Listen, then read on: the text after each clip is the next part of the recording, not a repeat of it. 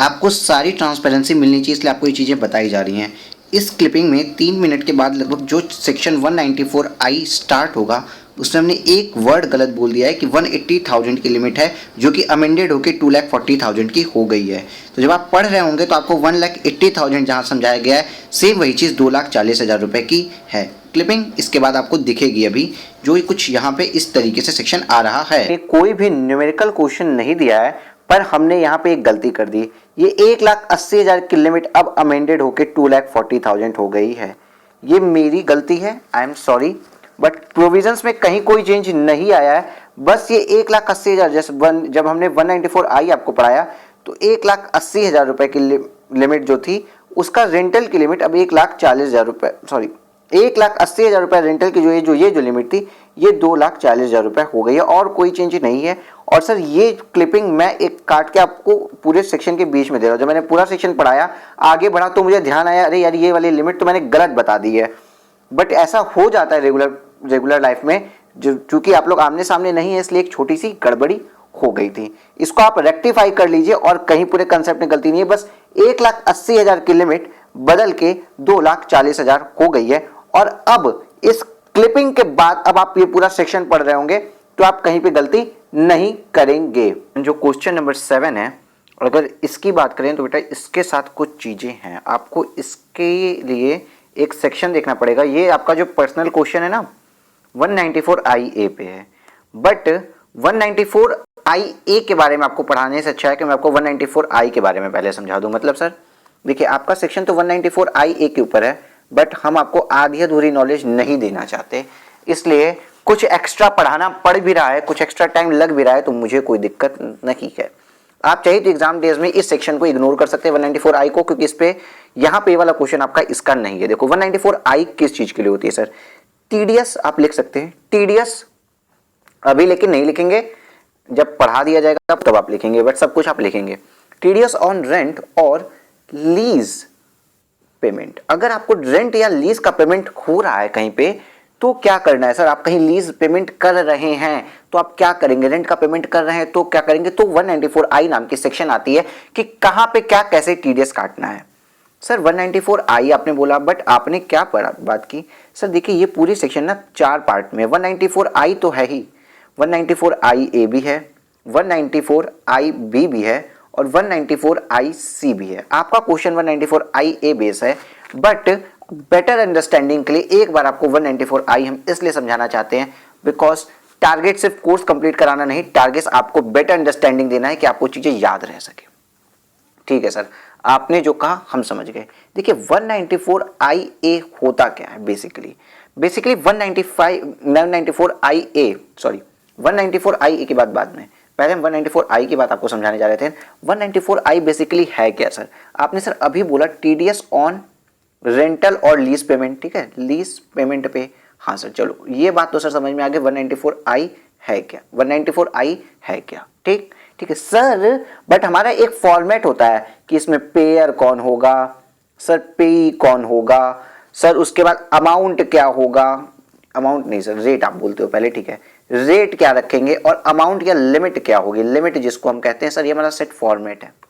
ठीक है sir, set format तो है, तो पेयर वही होगा जो हमने 194A में पढ़े थे, एनी पर्सन अदर देन जिस इंडिविजुअल या एचयूएफ की टैक्स ऑडिट नहीं होती है। सर यहाँ पे एक छोटी सी बात आपसे फिर से करते हैं, सर किस किस इंडिविजुअल की टैक्स ऑडिट नहीं होती है, सर उस इंडिविजुअल की टैक्स ऑडिट नहीं होती है जिसका टर्नओवर 1 करोड़ रुपए से कम है, एंड अगर वो प्रोफेशनल है तो gross receipt sir 50 lakh rupees से कम है, तो उसकी ऑडिट नहीं होती। तो आप प्रोफेशनल के केस में 50 लाख रुपीस भी देखेंगे, केवल आप 1 करोड़ के ऊपर ध्यान नहीं देंगे। ठीक है सर, ये बात तो समझ में आ गई। पेई कौन होगा सर, वही अगेन एनी रेसिडेंट पर्सन, ठीक, रेसिडेंट पर्सन, क्योंकि जो नॉन रेसिडेंट है उसकी 194E या स्पेसिफिक सेक्शन में दी होती है। सर रेट क्या है, सर यहाँ क्या रेट लगता है, तो यहाँ पे रेट के बड़े नखड़े हैं। रेट के नखड़े क्या हैं कि अगर आपने लैंड और बिल्डिंग अगर आपने दी है ना, लैंड एंड बिल्डिंग अगर आपने दी है तो अलग रेट है, और अगर आपने कोई फैक्ट्री की मशीनरी या जेनसेट जनरेटर्स, इवन बहुत सी जगहों पे रेंट पे ही जा रहे होते हैं, हमने भी बहुत सी स्टैट्यूटरी ऑडिट्स वगैरह में देखा है कि इंश्योरेंस कंपनी या बैंक्स को जनरेटर रेंट पे मिले होते हैं, तो land and building and machinery के रेंट पर टीडीएस अलग अलग है सर। मतलब अगर लैंड एंड बिल्डिंग हमने रेंट पे दी है ना तो इस पे टीडीएस 10% की रेट से कटता है, अगर कोई मशीनरी रेंट पे दी है तो उस पे टीडीएस 2% की रेट से कटता है। ये आपको याद रखना है, ठीक है सर, इतनी सी बात। सर अब बात कर दो आप लिमिट की, तो लिमिट क्या है, लिमिट में बहुत सी यहाँ पे क्राइटेरिया इन्होंने बता दिया है, बहुत सा क्राइटेरिया इन्होंने डिफाइन किया है लिमिट्स के लिए, जिसमें से हम एक चीज अभी पढ़ने जा रहे हैं। अगर मान लीजिए किसी पर्सन का जो रेंटल है साल भर का वो मोर देन 1,80,000 रुपीज हो जाता है, सर क्या हो जाता है, मोर देन 1,80,000 रुपीज हो जाता है, sir again please, more than 1,80,000 rupees हो जाता है, देन टीडीएस कटेगा, 10 टीडीएस कटेगा। अगर वो लैंड एंड बिल्डिंग है तो 10% के रेट से जाएगा, अगर वो मशीनरी है तो किस रेट से जाएगा सर, 2% के रेट से जाएगा। सर हाँ सर, हमने एक हाउस प्रॉपर्टी में पढ़ा था ग्रॉस एनुअल वैल्यू, जिसमें हम मान लीजिए सर रेंटल है, हम लैंड एंड बिल्डिंग का सर कोई रेंटल ले रहे हैं, आप मतलब हाउस प्रॉपर्टी में पढ़ा था सर, हाउस प्रॉपर्टी में मेरा ये वाला चीज़ नहीं आता है, बट एग्जाम्पल के लिए मैं आपको भी बता रहा हूँ सर, ऐसा पढ़ा था, but sir minus municipal taxes भी होता था, उसके बाद एनएवी आती थी। तो इस केस में सर अगर कोई म्युनिसिपल टैक्सेस लीज पे लिए हैं, मान लीजिए कई साल की लैंड एंड बिल्डिंग, अपनी बिल्डिंग कोई मैंने लीज पे ले रखा है, फैक्ट्री बना दी वहां पे, और म्युनिसिपल टैक्सेस भी पेमेंट हो रहे हैं, तो क्या करेंगे सर। तो पहली बात आपसे क्वेश्चन में पूछेगा या कहीं पे भी आपसे एमसीक्यू में पूछता है तो no TDS, TDS municipal taxes वाले पार्ट पे नहीं कटेगा। अगर आपने म्युनिसिपैलिटी को, अगर आपने म्युनिसिपल टैक्सेस पे कर रहे हैं तो म्युनिसिपल टैक्सेस पे कोई आप टीडीएस नहीं काटेंगे, ठीक है सर, ये बात भी क्लियर हो गई, म्युनिसिपल टैक्सेस पे नहीं कटेगा। सर हाँ सर, जैसे मान लीजिए ना कोई इंसान है सर, ये जो है ये बड़े अजीब और शक्की किस्म के इंसान थे, हमेशा गुस्से में रहते थे, बट हमें क्या था सर कि इनकी प्रॉपर्टी को, लैंड, इनकी प्रॉपर्टी को, इनकी सर प्रॉपर्टी हमें चाहिए थी, इनकी प्रॉपर्टी हमें चाहिए थी, ठीक है। तो आपने क्या किया सर, हमें इनकी प्रॉपर्टी, इनकी एक बिल्डिंग चाहिए थी, अगर हम रेंट पे लेने गए तो इन्होंने बोला ठीक है हम रेंट में 1,00,000 रुपया महीना लेंगे या कुछ भी लेंगे, बट हमें डिपॉजिट भी चाहिए। सर डिपॉजिट भी चाहिए, हाँ डिपॉजिट्स की बात भी हो रही है। तो सर मान लीजिए उन्होंने बोला कि ₹15 लाख रुपीस का हमें डिपॉजिट दे दीजिए। सर क्या इस डिपॉजिट पे भी टैक्सेस कटेंगे, सॉरी टीडीएस कटेंगे। देखिए डिपॉजिट के केस में फिर आ जाती है दो बातें। डिपॉजिट के केस में क्या बातें आ जाती है कि देखिए डिपॉजिट दो तरीके का होता है, एक होता है रिफंडेबल डिपॉजिट, रिफंडेबल डिपॉजिट, एक होता है non refundable deposit. Non refundable deposit, जो नॉन रिफंडेबल डिपॉजिट है, यस इस पे तो टीडीएस कटेगा ही कटेगा, बट जो रिफंडेबल डिपॉजिट होता है उस पर टीडीएस नहीं कटता है। लेकिन इफ अगर ये जो डिपॉजिट है ना, मान लीजिए आपके लास्ट ईयर के रेंटल से, लास्ट मंथ के रेंटल से, या अप टू किसी भी अमाउंट, पूरा 15 लाख या केवल इसका 1 लाख, कोई भी अमाउंट अगर इसका एडजस्ट हो जाता है, एडजस्ट होता है, क्या चीज सर, फिर से अगेन, सिक्योरिटी डिपॉजिट का कोई अमाउंट अगर एडजस्ट होता है रेंटल से, तो वहां पे टीडीएस डिडक्ट होगा। मान लीजिए आप 1 साल का 15 लाख रुपया रेंट था, आप अंतिम साल ने बोले कि सर मैं आपको, इनको ब्रिगेडियर साहब में चली गई, इनको आपने बोल दिया कि आप मुझे, मैं आप डिपॉजिट वापस मत करिएगा, 1 साल का मैं रेंट नहीं दूंगा, तो ये आपने एडजस्ट करा लिया अपने लास्ट ईयर का रेंट डिपॉजिट से, तब टीडीएस आ जाएगा, वरना टीडीएस नहीं आएगा। अभी तक की जितनी पॉसिबिलिटीज थी 194I के लिए वो हम समझा चुके, बट अभी भी कुछ छोटी छोटी मगर मोटी बातें जानिए। मान लीजिए सर आपको फैक्ट्री खोलनी थी, ठीक है, अब आप फैक्ट्री खोलने गए और ये है मिस्टर, इनको इस समय हम चालू बोलते हैं, मिस्टर चालू। मिस्टर चालू से चूंकि आप फैक्ट्री लेने जा रहे हैं, तो फैक्ट्री खोलने के लिए आपको क्या क्या चाहिए सर, इनके पास मशीनरी भी थी, हैं सर, मशीनरी भी थी, हाँ मतलब सर मिस्टर चालू जो हैं, चालू जी, हाँ चालू पांडे, मिस्टर चालू पांडे के पास लैंड, आपको इन्होंने बिल्डिंग तो दी, एक ये पूरी एकदम मस्त अच्छी वाली बिल्डिंग दे दी इन्होंने, और प्लस कुछ मशीनरी भी दे दी, मशीनरी अजीब टाइप की मशीनरी है ये, ठीक है। अब क्या हुआ, इन्होंने कुछ दिमाग लगाया, क्या है चालू है ना, तो इंस्पेक्टर चालू पांडे जी जो हैं, इन्होंने दिमाग लगाया और सोचा कि 1,80,000 रुपीज से अपना हमको पर एनम का रेंट एक्सीड नहीं कराना है, इसलिए बिल्डिंग का एनुअल रेंट इन्होंने बोला कि 1,40,000 रुपए है, और मशीनरी का एनुअल रेंट 60,000 रुपए है। टोटल तो 2 लाख रुपए आ गया, लेकिन दो डिफरेंट एग्रीमेंट कर लिए। टोटल तो 2 लाख रुपए आ गए, 1,80,000 रुपए से एक्सीड कर गए, लेकिन दो डिफरेंट एग्रीमेंट कर लिए। तो इनकम टैक्स एक्ट आके कहता है कि सेम पर्सन से दो डिफरेंट एग्रीमेंट किए हैं और सेम आदमी ने किए हैं, मतलब आप मिस्टर भोलू नहीं किए हैं, आप जो इतने भोले प्यारे बच्चे हैं अगर आप ही ने किए हैं, तो सेम इंसान से किए हुए दो डिफरेंट एग्रीमेंट को दो न कंसीडर करके हम चेक करेंगे क्या 1,80,000 से लिमिट एक्सीड की, अगर इफ कर गई तो यहां पे टीडीएस काटना पड़ेगा। ठीक है सर, ये भी एक छोटा सा मुद्दा था यहाँ का। सर लेकिन एक आदमी से हम 2 प्रॉपर्टी ले रहे हैं, तो सर एक ही प्रॉपर्टी के ओनर भी तो हो सकते हैं। सर उस एग्जाम्पल को भी थोड़ा समझाइए। मतलब मान लीजिए ये कोई बहुत बड़ी बिल्डिंग है, मान लीजिए कोई बहुत बड़ी बिल्डिंग है, ठीक है, और ये रहे ये 3 4 5, सर यहाँ पे 1 floor 2 floor 3 floor 4 floor 5 floor 6 floors की बिल्डिंग है, और एक ये थे मिस्टर तुका जी टपक गए, तुका जी खत्म हो गए। तो तुका जी के 2 बेटे हैं, एक मिस्टर ए और एक मिस्टर बी। तुका जी के दोनों बेटे जो है ना बिल्डिंग को बांट लिए, 1 2 3 ये वाली बिल्डिंग जो है इस बेटे की है, और यहां से यहां तक की बिल्डिंग नीचे के ग्राउंड फ्लोर इस बेटे के हैं। और आप हैं सेठ तोंदूमल, आप इतने खुश हैं, आपका बहुत अच्छा बहुत बड़ा बिजनेस है, ठीक है। तो आपने कहा मुझे ये पूरी बिल्डिंग चाहिए, क्यों? क्योंकि मुझे ये पूरी बिल्डिंग चाहिए, मुझे बिजनेस करना है इस बिल्डिंग में। तो ठीक है, ये बोले ठीक है ले लो, लेकिन आधी बिल्डिंग का ओनर कोई और है और आधी बिल्डिंग का ओनर कोई और है। आधी बिल्डिंग का ओनर एक्स है, आधी बिल्डिंग का ओनर वाई है। आपने क्या किया, एक्स के साथ एग्रीमेंट किया कि सुनो एक्स, हाँ एक्स बोलता है सुनो एक्स, हम तुम्हें रेंटल पे कर देंगे, ठीक है। कितना? 1,70,000 रुपये सर, ठीक है, 1,70,000 रुपये का रेंटल हम तुम्हें पे कर देंगे। फिर ये चले गए वाई के पास, वाई से बोले कितना चाहिए, तो 1,70,000 रुपये तुम्हें भी रेंटल पे कर देंगे।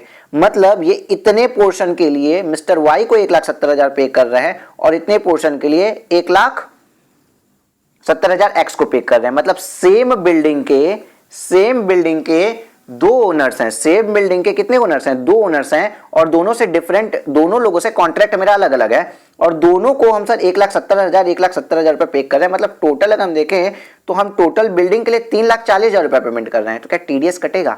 तो यहां पे इनकम टैक्स एक्ट आता है, कहता है नहीं, अगर ओनर अलग अलग हैं तो इंडिविजुअल ओनर के लिए 1,80,000 रुपए की अलग अलग लिमिट देखी जाएगी, क्योंकि 2 ओनर्स हैं तो दोनों के लिए 1,80,000 की लिमिट अलग अलग देखी जाएगी। इतनी सी बात क्लियर है आपको? हाँ सर, इतनी सी बात क्लियर है। तो ये मैं आपको ना कुछ ये जो मुझे चीजें इंपॉर्टेंट लग रही है कि कहीं ना कहीं पूछ सकती है, इन चीजों को भी मतलब इस तरीके से मजाक के मूड में मैं आपको समझा रहा हूं। अच्छा, एक छोटी सी बात आपको और बता दें, बहुत बढ़िया बात, आप लोग सब लोग एक बात जानते हैं, बचपन में कभी ना कभी आपने एक हवाई जहाज देखा होगा। हवाई जहाज कुछ ऐसा ही होता है सर, पता नहीं कैसा बना रहे हो, लेकिन ऐसा तो नहीं होता है, जैसा भी होता है देखो ये हवाई जहाज है, ये ठीक है, ये हवाई जहाज है। अब क्या हुआ ना, एक बार की बात है, ये हवाई जहाज जब आते हैं तो आपको पता है रनवे पे आते हैं ये हवाई जहाज। हाँ सर, मान लो ये हवाई जहाज आ रहा है ऐसे ऐसे ऐसे, और यहाँ पे ये पार्क होगा, ये रनवे पे आएगा, ये रनवे पे ऐसे से चलते जाएगा, हवाई जहाज चल चल चल चल चल के आके यहाँ पे ऐसे रुक जाएगा सर, ये हवाई जहाज जो ऐसे रुक जाएगा, ठीक है। तो पता है आपको, एक बार केस हुआ सुप्रीम कोर्ट के अंदर, एक केस आया था जो जापान एयरलाइंस का आया था, जापान एयरलाइंस का as well as Singapore airlines का भी सेम केस आया था कि ये जो आ रही है मेरा जहाज आके जब एयरपोर्ट पे रुकता है, एज लाइक मान लीजिए ये कोई भी एयरपोर्ट है, इंटरनेशनल एयरपोर्ट है, as like Indira Gandhi airport है, ठीक है, इंदिरा गांधी टर्मिनल पे अगर आके रुका है तो इसको ना एयरपोर्ट अथॉरिटी ऑफ इंडिया को या फिर इंदिरा गांधी एयरपोर्ट को एयरपोर्ट अथॉरिटी ऑफ इंडिया समझ लिया, किसी भी एयरपोर्ट अथॉरिटी को इनको ना रेंटल पे करना पड़ता है। सर रेंटल वर्ड्स गलत है, मैं बस लिख रहा हूं, लेकिन रेंटल वे गलत है, इसको कुछ पेमेंट करना पड़ता है यहाँ पे रुकने का, अपने जहाज को जितना देर रुकते उतनी देर का पेमेंट करना पड़ता है। तो एक बार की बात है, एक असेसिंग ऑफिसर मतलब इनकम टैक्स ने बोला कि ये एक तरीके का रेंटल है, इसलिए इसका टीडीएस काटो 194I में। बट आपको पता है सुप्रीम कोर्ट ने क्या कहा?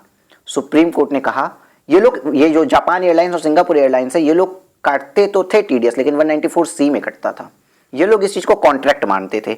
लेकिन जब सुप्रीम कोर्ट के पास जब केस पहुंचा, सुप्रीम कोर्ट ने कहा ये क्या सिर्फ यहाँ पे भाड़े पे रखने के लिए है क्या, इसने जगह किराए पे दे दी है, इस किराए पे आके बस ये यहीं पे रोकता है? नहीं, एयरपोर्ट अथॉरिटी पूरा इसको एक सर्विस देती है कि लाइटिंग देती है, कहाँ पे होना, नेविगेशन की फैसिलिटी देती है, रडार की फैसिलिटी देती है, सिक्योरिटी फैसिलिटी देती है, बहुत तरह की फैसिलिटीज देती है। तो ये फैसिलिटीज जो देती है ना, इसको रेंटिंग नहीं कहा जा सकता, इसको कॉन्ट्रैक्ट कहा जा सकता है, इसलिए 194C में इसका टीडीएस कटेगा। तो इस तरीके की ना बहुत छोटी छोटी बातें हैं, लेकिन आपको मतलब मैं सब कुछ नहीं बताना चाहूंगा अभी यहाँ पे। चलिए, तो इस तरीके से हम 194I को समझे। अब हम समझते हैं 194IA को। अब हमारी बारी आ गई हमारे मेन सेक्शन की, जिसके बेसिस पे सर क्वेश्चन है। मतलब देखो 194I देखा हमने, यहाँ पे देखो 194I देखा हमने, अब 194IA के बारे में बात करने जा रहे हैं, जिसके बेस पे हमारा क्वेश्चन है। तो sir section 194IA okay sir, इसके बारे में सर क्या बात करें, तो सर ये किस चीज की टीडीएस की बात करता है? 194IA TDS on transfer of immovable property. Sir एक बात याद रखिएगा, कुछ चीजें प्रॉपर्टी की मीनिंग में नहीं आती, जो मैंने आपको कैपिटल गेन में पढ़ाया हुआ है। सर कौन सी चीजें होती है सर? मूवेबल में तो आपने बताया था कार, रिस्ट वॉच वगैरह, लेकिन सर इमूवेबल इमूवेबल इमूवेबल में सर रूरल एग्रीकल्चर लैंड जो है वो मेरी प्रॉपर्टी की मीनिंग में नहीं आती है। इसका मतलब वहां के ट्रांजेक्शन्स पे ये टीडीएस का फॉर्म नहीं लगेगा। TDS on transfer of immovable property, और ट्रांसफर की मीनिंग भी आपको कैपिटल गेन में बताई गई थी। ठीक है सर, यहां तक की बात तो समझ में आ गई। सर तो होता क्या है, देखिए अगर पेयर पेई की बात समझें तो हम एक बात कहते हैं, एनी पर्सन, कोई भी इंसान, अगर यहाँ पे कोई 194IA वगैरह कुछ नहीं, अगर किसी की टैक्स ऑडिट नहीं होती है तो उसके लिए भी, क्योंकि इमूवेबल प्रॉपर्टी मतलब समझिए आप कोई बिल्डिंग या कोई घर या कोई लैंड वगैरह बेच रहे हो तो सबके लिए ये आ गया, चाहे आपकी ऑडिट होती है या नहीं होती हो। एनी पर्सन, और पेई के लिए क्या हो गया, ये भी भाई एनी रेसिडेंट पर्सन, पे भी एनी रेसिडेंट पर्सन हो जाएगा। ओके सर, यहां तक की बात तो समझ में आ गई, क्योंकि एनआर के लिए क्या रहता है, अलग से प्रोविजंस हैं। अगर कोई भी पर्सन, किसी भी रेसिडेंट पर्सन को ना अगर कुछ इमूवेबल प्रॉपर्टी ट्रांसफर कर रहा है तो सर रेट की बात करते हैं, तो सर उसको रेट की बात करते हैं तो उसको 1% 1% ऑफ कंसिडरेशन 1% ऑफ कंसिडरेशन का टीडीएस काटना पड़ेगा। सर कोई लिमिट है? अगेन चौथी चीज, सर ये बात हो गया पेयर के बारे में बात कर लिया, सर हमने पेई के बारे में बात कर लिया, सर हमने रेट के बारे में बात कर लिया। सर अब बारी आ गई हमारे लिमिट की। हाँ सर लिमिट है, लिमिट है सर। अगर इफ लिमिट है आपकी, इफ कंसिडरेशन का जो अमाउंट है, इफ कंसिडरेशन जो आपकी है वो 50 लाख और मोर होती है तो ही ये प्रोविजन लगेगा। मतलब सर आपने अगर कोई जमीन, कोई बिल्डिंग अगर 49,99,999 में बेच दी तो यहां पे कोई टीडीएस का प्रोविजन नहीं लगेगा, ये सिर्फ और सिर्फ 50 लाख रुपए पे लगेगा। मतलब इसकी इंप्लीकेशन कहां तक इसको छूट दी गई है, अप टू 50 लाख नहीं, 50 लाख और मोर। मतलब अगर आपका 50 लाख से नीचे है, मतलब बिलो 50 लाख रुपीज अगर आपका कंसिडरेशन आता है तो आपको माफी दिल गई है, टीडीएस नहीं कटेगा। लेकिन अगर 50 लाख या उससे ज्यादा हो जाता है, 50 लाख या मोर हो जाता है, तो आपके ऊपर टीडीएस काटना पड़ेगा 1% ऑफ कंसिडरेशन। सर कंसिडरेशन मतलब एक्चुअल कंसिडरेशन। आपकी गलतियों के पॉइंट में बता रहा हूं जो आप गलतियां कर सकते हैं, आपको क्वेश्चन में परेशान करेगा, हैरान करेगा। कंसिडरेशन मतलब एक्चुअल कंसिडरेशन, क्योंकि कैपिटल गेन पढ़ पढ़ के बार बार एसडीवी एसडीवी एसडीवी एसडीवी समझ में आता है। क्वेश्चन आपको कहेगा एसडीवी ये है, एसडीवी की बात मत करिएगा। 1% ऑफ एक्चुअल कंसिडरेशन का ही टीडीएस कटता है। मैं आपको इसका बहुत अच्छा रीजन देता, बट टाइम बहुत ज्यादा लग जाएगा, इसलिए इस रिविजनरी क्लास में आपको नहीं दे रहा हूं इसका रीजन। इसका रीजन ये हमारी प्रैक्टिस कम रिवीजन क्लासेस है, इसलिए यहाँ पे रीजनिंग में नहीं देता हूं। ठीक है, ठीक है सर। सर यहां भी क्या चालू पांडे जी आएंगे? जी हाँ, यहां भी इंस्पेक्टर चालू पांडे आ गए। अब ये जो है ना, यहां पे अब ये सोचते हैं कि हर जगह इनकम टैक्स एक्ट हमें परेशान कर दिया है, अब हम कुछ अलग करेंगे। क्या करेंगे पता है इंस्पेक्टर चालू पांडे ने क्या किया? इंस्पेक्टर चालू पांडे की एक बहुत बड़ी घर था, बहुत बड़ा घर था सर, पूरा फार्म हाउस था इंस्पेक्टर चालू पांडे का। ठीक है, इंस्पेक्टर चालू पांडे का ये घर था 2 करोड़ रुपए का। और इंस्पेक्टर चालू पांडे को पता चल गया कि 50 लाख के ऊपर, अगर 50 लाख या उससे ऊपर कोई भी घर बिकता है तो उस पर 1% टीडीएस कटता है। इंस्पेक्टर चालू पांडे परेशान है, हैरान है, क्या करें। इन्होंने फोन किया जेठालाल को। जेठालाली बोलता है हाँ मैं तुमको 2 करोड़ का घर बेचना चाहता हूँ। अपना जेठालाल बोला हाँ मेरे पास बड़े पैसे हैं, ले लूंगा, बट इनकी कंडीशन है। इन्होंने क्या सोचा, 50 लाख टैक्स बचाओ, टैक्स बचाओ, टैक्स बचाओ। इन्होंने कहा जेठालाल आप ना मुझको 2 करोड़ रुपए कैसे दोगे? जेठालाल तुम मेरे और तुम्हारे बहुत अच्छे संबंध हैं, इसलिए मैं बताता हूं तुम मुझे 50 लाख 2 करोड़ रुपए कैसे दोगे। बताओ भाई, तुम मुझे एक बार 40 लाख रुपए दोगे, दूसरी बार फिर से 40 लाख रुपए दोगे, तीसरी बार फिर से 40 लाख रुपए दोगे, फिर 40 लाख रुपए दो, फिर 40 लाख रुपए दोगे। इस तरीके से तुम 40 40 40 40 करके 5 बार में मुझे 2 करोड़ रुपए दोगे। जेठालाल कहा ओके। लेकिन पता है जेठालाल ने क्या किया? जेठालाल ने कहा ओके, यहां से तो जेठालाल निकल गया और जेठालाल ने इनका टीडीएस काट लिया। टीडीएस काट लिया जेठालाल ने, टीडीएस काट लिया। अब ना ये गुस्से से एकदम इनके एकदम बाल खड़े हो गए और पूछा कि जेठालाल तूने टीडीएस क्यों काटा नालायक। तब जेठालाल बताया कि इनकम टैक्स एक्ट जानता था कि तुम ऐसा कुछ टैक्स प्लानिंग करोगे, इसलिए इनकम टैक्स एक्ट ने बोल दिया है, इनकम टैक्स एक्ट ने बता दिया है अगर प्रॉपर्टी की टोटल वैल्यू 50 लाख रुपए और उससे ज्यादा है तो अगर उसको इंस्टॉलमेंट में रीपे कर रहे होते हैं और इंस्टॉलमेंट में जो रीपे कर रहे हैं ना, तो अगर एक इंस्टॉलमेंट की कीमत 50 लाख रुपए से कम है तब भी, बोलो बोलो अगेन, तब भी each and every part of payment पे टीडीएस डिडक्ट होगा सर जी, टीडीएस डिडक्ट होगा। मतलब सर हर 40 लाख का 1% कितना होता है? 40 लाख का 1% अगर आप कैलकुलेट करें तो हर 40 लाख का 1% 40,000 रुपए का टीडीएस हर इंस्टॉलमेंट पे कटेगा। चालू पांडे जी आपके बाल खड़े के खड़े ही रह जाएंगे। समझ में आया आपको यहां तक? हाँ सर जी। अब देखो मैंने आपको 194 भी हमने पढ़ लिया। चलो आओ जाओ सर जी क्वेश्चन पे चलते हैं। ठीक है, आपके टीडीएस के क्वेश्चंस बड़े अच्छे हैं लेकिन भयंकर भी हैं थोड़े से। आइए इलस्ट्रेशन नंबर 7 को देखें। मिस्टर एक्स सोल्ड किए अपने house property and Bangalore as well as his rural agriculture land for a consideration of 60 lakh and 15 lakh. Sir हाँ, मिस्टर एक्स है तो उसने सर हाउस प्रॉपर्टी बेची है जो 60 लाख रुपए की थी। अगर हम बात करें इन्होंने दो एसेट बेची, एक हाउस प्रॉपर्टी और एक क्या है इनका rural agriculture land. House property का सेल्स प्राइस इनका है सर 60 लाख रुपीज और रूरल एग्रीकल्चर लैंड का सेल्स प्राइस जैसे इनका 15 लाख रुपए। सर सर सर सर अभी बता देते हैं, ये तो प्रॉपर्टी की मीनिंग में ही नहीं आता है, तो यहाँ पे बहुत सी चीजों को ध्यान रखना पड़ेगा। Okay, respectively mister Y to mister Y, मतलब मिस्टर एक्स ने ये सब प्रॉपर्टी किसको बेची है? मिस्टर वाई ने, जो हमारे एग्जांपल में जेठालाल और मतलब चालू पांडे और जेठालाल थे। ठीक है, मिस्टर वाई को बेची है ऑन 1 अगस्त 2019 को, 1 अगस्त 2019 को इन्होंने खरीद लिया है। ठीक है सर।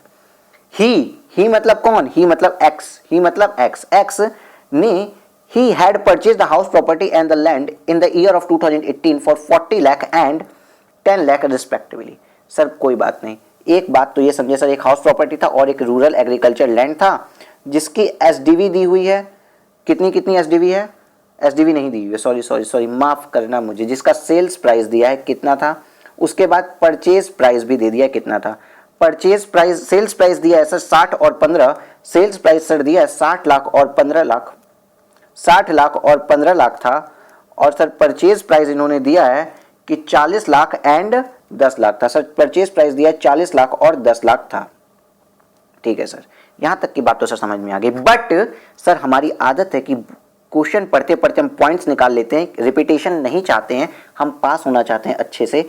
तो 2018 में हम खरीदे थे, 2019 में बेचे सर। हाँ, यहाँ पे तो श्योर है शॉर्ट टर्म कैपिटल एसेट की बात हो रही है। ठीक है, शॉर्ट टर्म कैपिटल एसेट की बात हो रही है। ठीक है सर।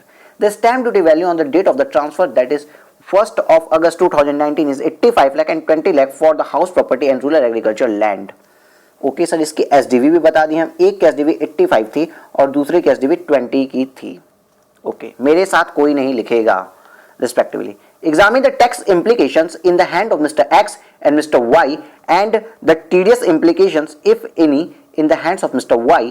मतलब हमको टैक्स की इंप्लीकेशन लगाने के एक्स के हाथ में क्या कोई टैक्स लग रहा है? सोचो। वाई के हाथ में क्या कोई टैक्स लग रहा है? सोचो। और टीडीएस अगर कुछ लग रहा है, कहीं पे भी कोई भी टीडीएस की बात आती है तो कहां आती है? इफ एनी अगर कोई आती है in hands of mister Y, mister Y के हाथों में कोई टैक्स की लायबिलिटी आती है तो बताइए। ठीक, बता देंगे सर। एज्यूम करेंगे कि बोथ मिस्टर एक्स और mister Y are resident Indian, दोनों भारत के निवासी हैं। ओके सर, बात तो उठाए हैं पहले एक्स के बारे में। पहले बात होगी एक्स के बारे में। एक्स ने किया क्या है अपनी जिंदगी में? एक्स ने sir short term capital asset बेची है, तो सर इसके ऊपर टैक्स की इंप्लीकेशन में शॉर्ट टर्म कैपिटल गेन आएगा। 100 की सीधी एक बात सर, इनके ऊपर सीधी बात पूछा टैक्स की इंप्लीकेशन, तो टीडीएस की बात छोड़ो, टैक्स में हमें पता है कि शॉर्ट टर्म कैपिटल गेन बेचे हो तो शॉर्ट टर्म कैपिटल एसेट बेचे हो तो शॉर्ट टर्म कैपिटल गेन भर हो गया। ठीक है सर, ये तो भर देंगे, तो कितना भरेंगे सर, ये बात इनके ऊपर आती है। अगर हम यहां पे आए, चलिए पहली बात तो ये रूरल एग्रीकल्चर लैंड 15 लाख की बेची है। ठीक, कोई बात नहीं, आपका हम मान लिए। और रूरल एग्रीकल्चर लैंड बेचे तो कोई कैपिटल गेन है ही नहीं, कोई टैक्स नहीं लगना है। लेकिन जो आपने हाउस प्रॉपर्टी बेच दी वो 60 लाख रुपए में बेचे, 40 लाख रुपए में खरीदी थी, लेकिन एसडीवी 85 लाख रुपए। कैपिटल गेन में बहुत जोरों शोरों से इन सब चीजों पे बात हो गई है कि आपके कंसिडरेशन का 105% हम देखते हैं कितना है, या फिर ऐसे समझिए कंसिडरेशन का 5% और 50,000 विच एवर इज हायर का आपको क्या मिलता है, एक टॉलरेंस बैंड मिलता है कि हम मान लेंगे। तो अगर आप देखें 60 लाख का 5% कितना होता है, 60 का 5% आता है सर 3 लाख रुपए। 3 लाख रुपए, 3 लाख रुपए कहाँ गए सर, मतलब 3 लाख रुपए और 50,000 whichever is higher, sir 3 lakh रुपए हायर हैं।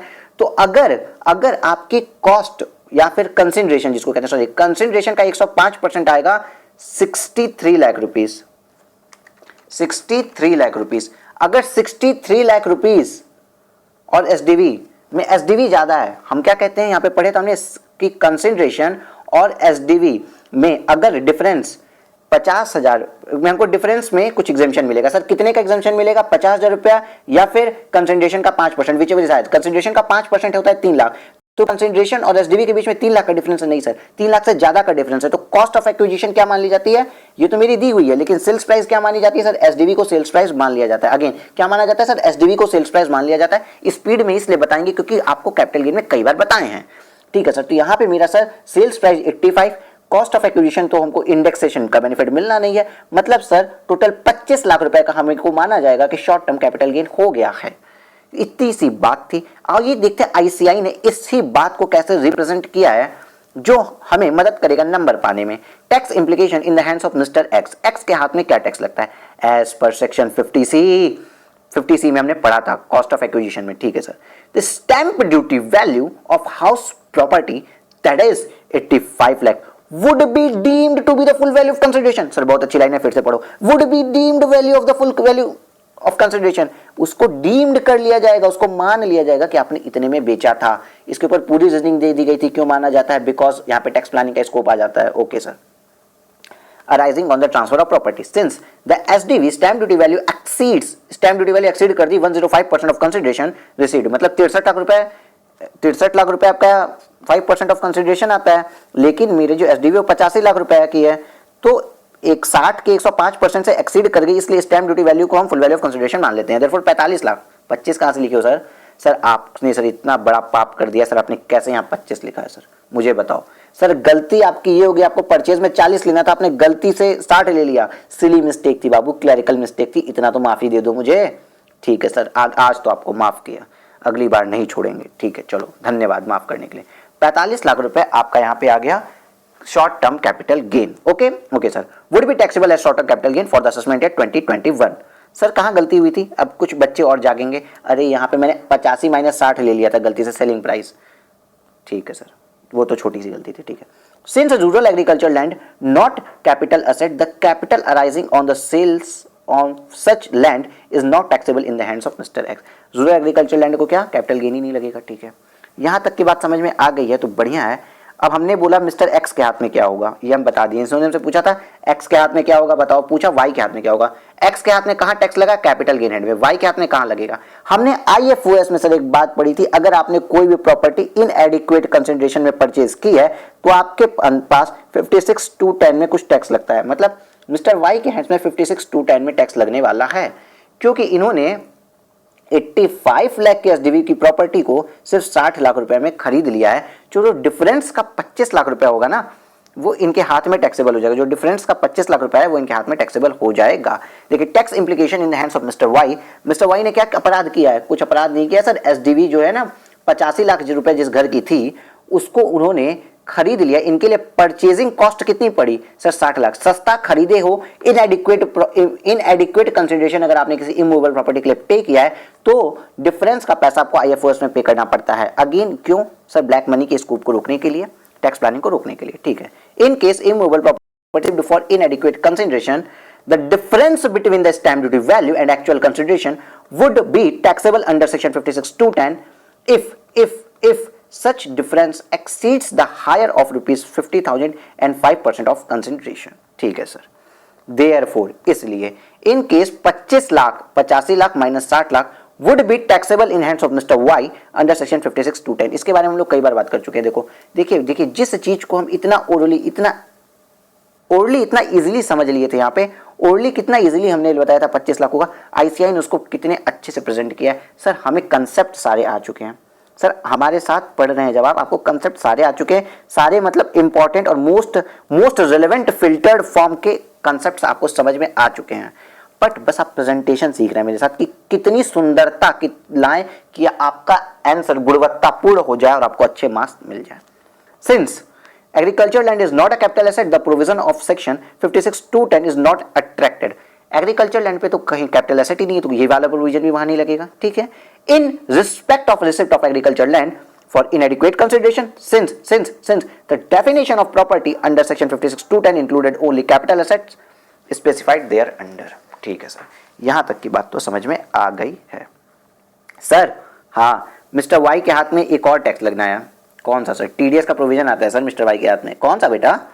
सर वो वाला, कौन सा वाला जो सर अभी आपने बताया 194IA। अगर आपने कोई प्रॉपर्टी खरीदी है जो 50 लाख रुपए से ऊपर है, 50 लाख या उससे ज्यादा की प्रॉपर्टी है, तो आपको 1% टीडीएस काटना पड़ता है। ओ सर देखो, एक चीज की कंफ्यूजन जो मेरे व्हाट्सएप के थ्रू मुझे पता चल गया, बहुत से बच्चों को होती है।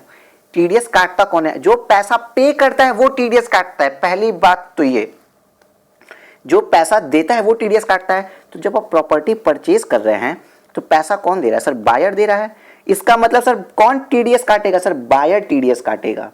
आप लोगों के साथ ये थोड़ी सी एक एजम्पशन आ गई सेलर के पॉइंट ऑफ व्यू से। आप देखते हैं जहां पे प्रॉपर्टी की मीनिंग आती है तो टैक्स लगाने के चक्कर में आपने क्या पढ़ा है? कैपिटल गेन पढ़ा है। तो टैक्स लगाने के लिए आप केवल सेलर को पकड़ते हो, जिसने बेचा उसको टैक्स लगाओ। लेकिन ना, टीडीएस काटते समय आपको थोड़ा बायर को पकड़ना पड़ेगा, क्योंकि पेमेंट कौन कर रहा है? बायर। तो मिस्टर वाई कौन है? बायर। तो मिस्टर वाई ने सर कितनी पेमेंट कर दी? सर एक्चुअल पेमेंट, आपको बार बार गला फाड़ फाड़ के समझाया था, एक्चुअल पेमेंट लेते हैं सर। 60 लाख रुपीस के एक्चुअल पेमेंट लिए हैं, इसलिए इसके ऊपर भी केस स्टडी है। केस स्टडी छोड़ो, आप सोचो ना 85 लाख पे थोड़ी काटेगा। अगर 85 लाख पे इसने 1% काट दिया तब तो मान लीजिएगा 85 लाख पेमेंट की हो। ये थोड़ा सा मैंने इसलिए बता दिया ताकि जो बच्चे मुझसे आगे की क्लासेस किए हुए उनको सबको समझ में आ जाएगा। 60 लाख रुपीस क्यों क्यों क्यों? सर एक्चुअल पेमेंट लेते हैं, आप ये जानोगे, एक्चुअल पेमेंट रहते हैं। कभी हमारी रिवीजन क्लास के अलावा जब रेगुलर क्लासेस होंगी तो बहुत अच्छे से डिटेल बताई जाएगी। 60 लाख रुपीस का आपका पेमेंट, आपने पेमेंट किया, तो हमारा प्रोविजन 80IA सीधे बोल गया 1% टीडीएस काट लो। तो किसका कटेगा? एक्स का कटेगा। किसका कटेगा? एक्स का कटेगा। कितना? 1%। 60 लाख 1% से 60,000 रुपए आपका टीडीएस कट जाएगा। बात खत्म। पढ़ो। Since the sale consideration of the house property exceeds 50 lakh, Mr. Y is required direct tax at source under section 194IA। The tax to be deducted under section 194IA would be 60,000, being 1% of the rupees 60 lakh। TDS provision under section 194IA are not attracted in respect of transfer of rural agriculture land। क्यों? क्योंकि sir उसको immovable property छोड़ो, property नहीं मानते। Immovable है तो क्या हुआ, उसको तो प्रॉपर्टी नहीं मानते हम एग्रीकल्चर लैंड को। ओके सर जी। अब हम आए, चलिए 194IB को हम समझ लेते हैं वहां की क्लिक पे। बात हुई है 194IB की। किसकी? 194IB की। सर 194IB किस पे लगता है? देन इसका कहता है टीडीएस ऑन रेंट। टीडीएस किस पे? रेंट पे। किस तरह के रेंट पे? Rent of immovable property. TDS on rent, TDS on rent of immovable property. और ये रूल आपका जो आया था विथ इफेक्टिव फ्रॉम 2017 जून 2017 से आया हुआ ये एक रूल है। सर इसमें क्या कहा गया? सर इसमें पेयर कौन है, पेई कौन है, रेट क्या है और लिमिट क्या है, इसके बारे में भी आप बताओ। पेयर वही जो अभी तक हमने पढ़ा था, सारे के सारे एनी पर्सन। 194IB में एनी पर्सन। पे में सर वही रेसिडेंट पर्सन। बट यहां पे रेट 5% की लगती है। कितने की लगती है? अधिकतर जगह आप देखेंगे 10%, 5%, 1% ही रेट है। यहां पे रेट 5% की लगती है। बट यहां की लिमिट सबसे अलग है, सबसे अलग है। लिमिट है यहां पे इफ मंथली रेंटल, इफ तभी लगेगी इफ मंथली रेंटल एक्सीड्स ज्यादा हो जाता है 50,000 रुपीज पर मंथ है। सबसे बड़ी गलती, कॉशन पॉइंट आप लोग यहाँ पर एनम समझते हैं हर जगह को, लेकिन ये पर मंथ है। वो 1,80,000 रुपया पर एनम था, यहाँ पे 50,000 रुपया पर मंथ है। याद रखेगा क्या है? अगेन मेरे साथ प्लीज बोलो। लाल टॉप, हरा पैंट, नीली जर्सी और काला लोअर जितने भी पहना है सब लोग बोलेंगे क्या क्या क्या, पर मंथ। बोलो बोलो, पर मंथ है यहाँ पे, याद हो गया अब आपको पर मंथ। ठीक ठीक है सर। बट सर यहाँ पे ना एक स्पेशल अटेंशन की बात भी आ गई, special attention, attention attention attention. Sir क्या स्पेशल अटेंशन है? यहां पे बोल दिया गया है कि यहां पे कोई भी नो मंथली डिडक्शन। मतलब क्या कहने का सर, देखो मंथली पेमेंट आप कर रहे हो, आप हर महीने ईमानदारी के साथ बड़े ही प्रेम से मंथली पेमेंट कर रहे हो। यहाँ ये वाला सीन हमारा, ठीक है, ये वाला पोर्शन है, तो सर बड़ा कर दूं? हाँ बड़ा कर लो सर।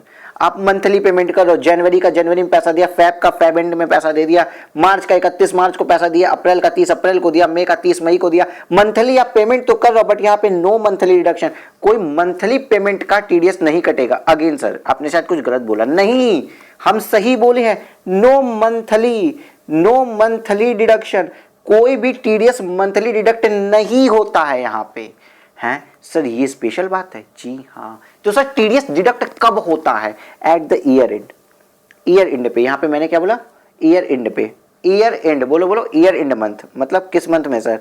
ईयर एंड मंथ मतलब सर या तो मार्च के महीने में हो रहा होगा, या फिर when you leave the home, जब आप वो हाउस प्रॉपर्टी छोड़कर जा रहे हैं, छोड़कर चले हम देश अपने, जब हम वो घर, वो प्रॉपर्टी, वो इमूवेबल प्रॉपर्टी छोड़कर जा रहे हैं और ईयर एंड नहीं है, मतलब किसी और महीने में छोड़ के जा रहे हैं सर, दिसंबर में जा रहे हैं, जनवरी में छोड़कर जा रहे हैं, तो लास्ट मंथ के रेंटल से जाएगा कितना? लास्ट मंथ ऑफ टेनेंसी जो होता है ना, लास्ट मंथ ऑफ टेनेंसी जो होता है, जिस महीने हम छोड़ के जा रहे हैं उस महीने से मेरा टीडीएस कटेगा। टीडीएस का रेट कितना है? 5%। अगेन बोलो, टीडीएस का रेट कितना है? 5%। इमूवेबल प्रॉपर्टी पे लगता है, इमूवेबल प्रॉपर्टी के रेंटल पे लगता है मंथली रेंट अगर एक्सीड कर जाए 50,000 रुपए महीने से। लेकिन सबसे स्पेशल अटेंशन देने वाली बात यहाँ पे ये थी कि सर ये इस पे ईयरली मतलब सॉरी मंथली कोई डिडक्शन नहीं होता, जब जब पेमेंट करते हैं तब तब नहीं लगता है। हाँ ये पहली ऐसी जगह है जहां पेमेंट पे टीडीएस नहीं कट रहा है, लास्ट पेमेंट पे टीडीएस कट रहा है। मेरे साथ फिर से कम ऑन, पेमेंट पे टीडीएस नहीं कट रहा है, लास्ट पेमेंट पे टीडीएस कट रहा है। Okay sir. सर एक लिमिट भी आनी चाहिए सर, यहाँ पे क्या लिमिट आनी चाहिए सर? एक लिमिट सर, एग्जांपल में मानो सर, आप मान लो सर मेरे 12 मंथ का रेंटल कोई बहुत ह्यूज अमाउंट है और इसका 5% हमको अगर टीडीएस काटना है, बट जो लास्ट मंथ का रेंटल आ रहा है ना उससे 5% हम रिकवरी नहीं कर पा रहे हैं, तो हम क्या करेंगे? हम कुछ नहीं करेंगे, क्योंकि हमको लिमिट बोल दी गई है, हम कुछ नहीं करेंगे। देखो हाइपोथेटिकल एग्जांपल लिया मैंने कि मेरा टीडीएस का अमाउंट जो 5% आ रहा है, मेरे एनुअल रेंटल का 5% मेरे लास्ट मंथ के रेंटल से भी ज्यादा है। मतलब हमको मान लो हमको 1,20,000 रुपए का टीडीएस काटना था एग्जाम्पल के लिए, और मेरा रेंटल ही 1,00,000 रुपए है, तो हम क्या करेंगे सर? ठीक है, तो लिमिट इसने बोल दिया कि 1,00,000 ही काटेंगे। हमारे ऊपर लिमिट लगी है, टीडीएस की लिमिट आ गई है कि हम कितना टीडीएस मैक्सिमम काट सकते हैं, अप टू। मैक्सिमम टीडीएस कितना काट सकते हैं? Up to. फिर से बोलो, मैक्सिमम टीडीएस कितना काट सकते हैं? अप टू लास्ट मंथ का rental, up to last month का जो रेंटल है उससे ज्यादा टीडीएस नहीं काट सकते हैं। ठीक ठीक है सर। सर एक और लिमिट आपको पता होगी, नहीं पता होगी तो हम बैठे हैं ना आपको बताने के लिए। एक लिमिट सर ये भी है, कौन सी सर लिमिट है? सर एक लिमिट ये भी है कि इफ अगर कोई एसएससी है, इफ किसी उसने जिसका आपको टीडीएस काटना है, अगर उसने आपको अपना पैन फर्निश नहीं किया, जिसका आपको टीडीएस डिडक्ट करना है, उसने अपना पैन आपको फर्निश नहीं किया, तो आप क्या करेंगे? तो टीडीएस की जो रेट है वो बढ़ के 20% हो जाती है। ठीक है, अगेन फिर से आपको अगर जिसका टीडीएस कट रहा है उसने अगर आपको पैन नहीं दिया तो टीडीएस की रेट बढ़ के 20% हो जाती है। ठीक है सर, आइए हम कहाँ तक पहुँच चुके हैं अपनी इस जर्नी में? सर देखिए, मेरा 194I पढ़ाने का उद्देश्य, 194I समझते नहीं तो आप IA कैसे समझते? मैंने IA समझा दिया, IB भी समझा दिया, मैं IC भी समझाऊंगा, क्योंकि अगर आधा अधूरा पढ़ाया ना तो यहाँ मजा नहीं आएगा। और मेरा इंटेंशन आपको पास कराने का है, कंफ्यूजन में रखने का नहीं है। अगर आप सब सेक्शन एक पेज में एक साथ पढ़ लेंगे तो आपको कंफ्यूजन दूर हो जाएगी। चलो सर, IA आपने पढ़ा दिया, I पढ़ा दिया, IB पढ़ा दिया, IC पे सर कोई क्वेश्चन नहीं है ना? नहीं, आपके बुक में IC पे कोई क्वेश्चन नहीं है, फिर भी सर मैं आपको IC भी पढ़ाएंगे हम आपको यहाँ पे।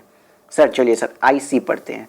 194 IC सर क्या है? 194 IC, 194 IC सर लगता है TDS on payment under, TDS on payment under development agreement, under development agreement या ज्वाइंट डेवलपमेंट एग्रीमेंट, जो आप समझना चाहें। सर इसमें होता क्या है, जैसे कि इसमें होता क्या है, मान लीजिए ये कोई जमीन है, इस जमीन पे एक बिल्डर आया और बोला कि वो बहुत बड़ी बिल्डिंग बनाएगा, हाँ बिल्डिंग बनाएगा, बहुत अच्छी बहुत बड़ी बिल्डिंग बनाएगा, और आपको कंसिडरेशन के तौर पे इसने 2 करोड़ रुपए दे दिए, प्लस बोला कि इस बिल्डिंग के जो ऊपरी हिस्से है ना सर, कौन से ऊपरी हिस्से, इस बिल्डिंग के ये वाले जो ऊपरी हिस्से इसको आपको दे देगा। ठीक है सर, मतलब आपको कंसिडरेशन में 2 करोड़ रुपए का कैश भी मिला, प्लस पार्ट ऑफ प्रॉपर्टी भी मिला, बस प्लस पार्ट भी एक मिल गया बिल्डिंग का। हाँ, तो सर इस कंडीशन में क्या होता है, इस कंडीशन में 10% का टीडीएस कटता है। इस पे पूरी बात करता है 194 आईसी, जिसको हम अभी, जिसके ऊपर आपका फिलहाल कोई क्वेश्चन नहीं है। चलिए हम अपने क्वेश्चन पे चलते हैं। आईसीआई मॉड्यूल के मोस्ट इंपॉर्टेंट क्वेश्चंस जो हम पढ़ रहे हैं आपको पास कराने के लिए। 194 आईसी कहाँ है, सी पता नहीं, सी बी है, चलो sorry. Question number 8, illustration 8, mister X a salaried individual pay किया है रेंट ऑफ 55,000 रुपए पर मंथ। मिस्टर किसने, एक्स ने। सर एक्स जो थे ना सैलरीड इंडिविजुअल थे, वो 50,000 रुपए से सर ऊपर का रेंट पे कर रहे हैं, मतलब आपकी आंख खुल जानी चाहिए, 194 आई बी यहां लगेगा। ठीक है, to mister Y from June 2019, sir June 2007 के बाद की डेट है, मतलब जून 2019 में आई बी लगेगा ही। फिलहाल मैं आपको बताऊं जून 2007 की डेट याद रखने की जरूरत नहीं है, क्योंकि क्वेश्चन आपको अगर आई बी का देगा तो 2007 के बाद का ही देगा। ठीक है sir, he is requested to deduct tax at source, he is required to deduct tax at source, क्या वो उसको डिडक्ट करना पड़ेगा टैक्स एट सोर्स, यस। इसका आंसर क्या हुआ, यस, हाँ करना पड़ेगा। ओके, इफ सो, इफ हाँ तो when is he required to deduct tax, sir कब उसको टैक्स डिडक्ट करना पड़ेगा, कब, from last month rental, from last month rental उसको करना पड़ेगा, मतलब लास्ट महीने के रेंट से उसको डिडक्ट करना पड़ेगा। चलिए ठीक है sir. Also compute the amount of tax to be deducted, sir also compute करना amount of tax to be deducted, मतलब 55,000 रुपए हम कब से रह रहे हैं, देखो सर हम जून से रह रहे हैं, जून जुलाई अगस्त सितंबर अक्टूबर नवंबर दिसंबर जनवरी फरवरी मार्च, मतलब हम टोटल 10 महीने रहे, 10 महीने 55,000 रुपए 10 महीने रहे, मतलब 5,50,000 रुपए के सालाना रेंटल हमने दिया है। इसका 5% हमको टीडीएस काटना पड़ेगा मार्च के महीने में, सर इसका 5% टीडीएस प्लीज बताएंगे आप लोग कितना आता है। आप लोगों से एक सवाल, 27,500 रुपए मैंने कैलकुलेटर पे निकाल लिया, 27,500 रुपए का टीडीएस काट देंगे, और बाकी बचा हुआ 27,500 हम किसको दे देंगे, जिनको से हमने रेंट पे लिया था, मतलब मिस्टर एक्स को दे देंगे। ठीक है sir. Would your answer B change if x vacated, नहीं एक्स को नहीं देंगे, मतलब जो भी है उसको दे देंगे। वुड योर मिस्टर वाई को दे देंगे, वाई को। ठीक है, would your answer will be change if mister X vacated the premises on 31 December 2019। Yes sir मेरा आंसर बदल गया, क्योंकि हमने क्या बोला था कि लास्ट मंथ ऑफ वेकेट, जिस महीने हम वेकेट कर रहे हैं, जब छोड़ के जा रहे हैं उस समय काटेंगे। तो हम छोड़ के कब चले गए, हम छोड़ के गए सर दिसंबर के महीने में, जून से लेके हम दिसंबर तक रहे, हम कितने महीने रहे सर, हम 7 मंथ रहे। तो 55,000 रुपए हर महीने का मेरा रेंट है, तो 7 महीने का रेंट आता है, जितना भी आता है मल्टीप्लाई बाय 5, हम भी कैलकुलेटर पे कर रहे हैं, आप भी कैलकुलेटर पे करिए, इंटू 5%, दैट इज 19,250 रुपए का सर टीडीएस डिडक्ट हो जाएगा, और बाकी पैसा हम दे देंगे किसको, 19,250 में से बाकी पैसा जो होता है, मतलब 35,750 रुपए हम दे देंगे मिस्टर वाई को। यहां तक की बात समझ में आ गई? यस सर, यहां तक की बात भी समझ में आ गई। Also what would be your answer if X does not provide his PAN to mister X, mister Y does not provide to PAN to mister X. अगर एक्स को पैन नंबर नहीं दिया है वाई ने, तो सर कुछ नहीं, 5% की जगह ये 20% के रेट से टैक्स रेट कट जाएगा। देखिए कितना आसान हो गया आपके लिए अब ये सॉल्यूशन, क्या आप देख सकते हैं आपके लिए कितना ज्यादा आसान हो गया ये सॉल्यूशन। तो इस अप्रोच के साथ हम आगे बढ़ते हैं और देखते हैं आईसीआई ने किस तरीके से हमारी इस नॉलेज को एक्सप्रेस किया है, किस तरीके से हमें मदद की है ब्यूटीफाई करने में आंसर को। सिंस एक्स पे करते हैं रेंट एक्सीडिंग 50,000 रुपए, हाँ sir, per month in financial year 1920 he is liable to deduct tax at source at 5% of such rent for assessment for financial year 1920 under section 194 IB। Sir वही बात जो आपने कही थी, 27,500 मतलब 55,000 का 5% का 10 has to be deducted from the rent payable of March 2020। Sir क्या हमारा भी आंसर यही आया था, 27,500। देखो बेटा हम लोग सब कुछ जानते हैं, बस अब प्रेजेंट करना सीख रहे हैं। Mister X vacated the premises in December 2019, then the tax is 19,250 रुपए। हमने इसको भी निकाल लिया था सर, 19,250 रुपए कहीं तो निकाले हैं हमने सर, 19,250 रुपए सर देखो यहाँ निकाला था हमने। Has to be deducted from the rent payable December 2019। Because ना आपको मैं बहुत फिल्टर्ड वे में पढ़ा रहा हूँ जो मोस्ट इंपॉर्टेंट चीजें हैं। इन केस मिस्टर वाई, देखो आपके लिए सब कुछ एक ही जगह लेके आया हूं मैं जो इंपॉर्टेंट है, ठीक है। तो आप प्लीज इन क्लासेस को अपने फ्रेंड्स को भी रेफर करिएगा। In case mister Y does not provide his pan, mister x tax would be deducted at rate 20% instead of 5%। तो 5% की जगह कितना 20% टैक्स रेट करेंगे।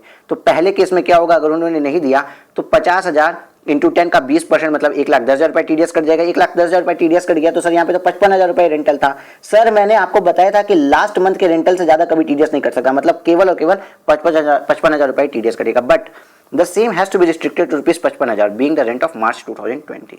ठीक सर। और in case to above this would be amount to 77,000 रुपए। 55,000 रुपए का 7 इंटू 20% 77,000 रुपए। लेकिन यहाँ पे भी 55,000 रुपए से ऊपर टीडीएस नहीं काट सकते क्योंकि लास्ट मंथ के रेंटल से रिस्ट्रिक्टेड होता है। क्लियर है? क्लियर है सर। 194 आईसी में आपके इस बुक में कोई क्वेश्चन नहीं है, नो क्वेश्चन। चलिए हम अपने अब अगले सेक्शन पे बढ़ते हैं अपनी शीट पे। गणेश ऑन 2/8/2019। सर इसके पहले भी एक सेक्शन हमें पढ़ना पड़ेगा। सर कौन सी सर? सेक्शन है हमारी 194 जे फॉर हमारी जान से प्यारी सेक्शन, हमारी जान। सर कौन सी जान हमारी? बिकॉज हम लोग प्रोफेशनल हैं तो प्रोफेशनल्स की जान चल जाती है जब उनका टीडीएस कटता है।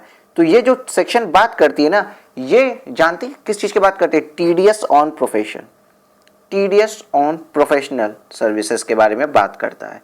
सर यस सर, इसमें पेयर कौन होगा? सर अगर आप बताओ सर इसमें पेयर कौन होगा? तो सर इसमें पेयर होने वाले हैं, बताता हूं मैं।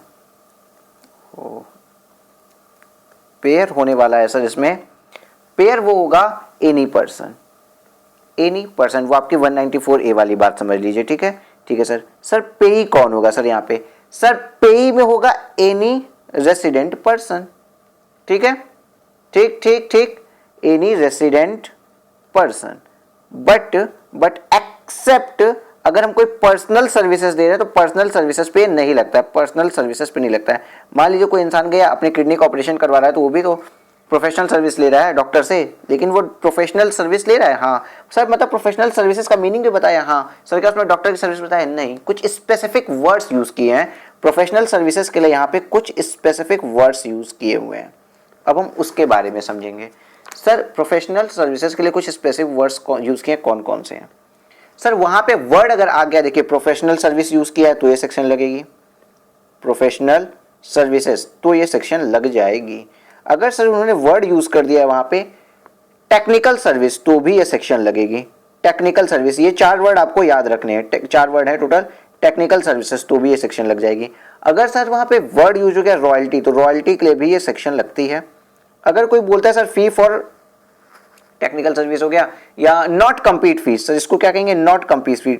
सर नॉट कंप्लीट फी क्या होती है? एज लाइक मान लीजिए अभी जियो जो है, जियो ने अपना सिस्टम लॉन्च किया 4G का, ठीक है, और एयरटेल का 4G पहले से चल रहा था, तो या फिर एयरटेल भी अपना 4G लॉन्च करने वाला है, तो जियो जो है ना अगर इसको कुछ पैसे देता है 2,000 करोड़ रुपए दे के, कहता है कि तुमसे कंपटीशन मत करो तो अपना 4G लॉन्च नहीं करना, तो इसको नॉट कंप्लीट फीस कहते हैं। और ये भी 194J में इसका भी टीडीएस कटेगा। ओके सर, यहाँ तक की बात तो समझ में हमें आ गई। ठीक है सर। सर किस रेट से टीडीएस कटता है? सर वो तो आपने बताया नहीं। रेट पता है आपका क्या है? रेट है सर आपका 10% रुपीज, 10% आपका रेट है। सर कोई लिमिट भी है? जी हाँ, इसके लिए भी लिमिट आती है, और लिमिट आती है सर इसकी, सर एक जगह हमने लिमिट में गलती की है, आपने 194I में एक वर्ड गलत लिखा भी, मैं आपको सही करवाता हूँ, टेंशन मत लीजिएगा। चलो लिमिट सर इसकी आ जाती है आपकी 30,000 रुपीज। मतलब अगर प्रोफेशनल फीस का जो अमाउंट है मेरा 30,000 रुपीज तक है तो कोई टीडीएस नहीं कटेगा, तो फिर अगेन कोई टीडीएस नहीं कटेगा। लेकिन अगर जो पेमेंट हो रहा है वो मेरा 30,000 से ज्यादा हो जाता है, क्या हो जाता है सर? पेमेंट 30,000 रुपीज से ज्यादा हो जाता है, एक्सीड हो जाता है, तो ही टीडीएस कटेगा। मतलब up to 30,000 rupees no TDS, लेकिन 30,000 से जैसे भी एक्सीड हो जाएगा तो हमेरा टीडीएस कट जाएगा। हमारा टीडीएस तब कटेगा, मतलब 30,001 रुपया हो गया तो टीडीएस कट जाएगा, बट 30,000 रुपये पे टीडीएस नहीं कटेगा। 30,000 से एक्सीड होना चाहिए। ठीक है, ठीक है सर। सर एक बात और बताइए, एक ही दो ही लोग हैं यहाँ पे, एक इंसान है ये प्यारा सा, ठीक है, और ये दूसरा वाला इंसान है जो सर्विस ले रहा है, सर्विस दे रहा है। सर इसने एक सर्विस प्रोफेशनल सर्विसेज दे दी, मान लीजिए सर 25,000 रुपए की, और टेक्निकल सर्विसेज मान लीजिए सर दे दी 38,000 रुपए की, 38 नहीं आप 28,000 लो सर, 28,000 रुपए की सर टेक्निकल सर्विसेज दे दी।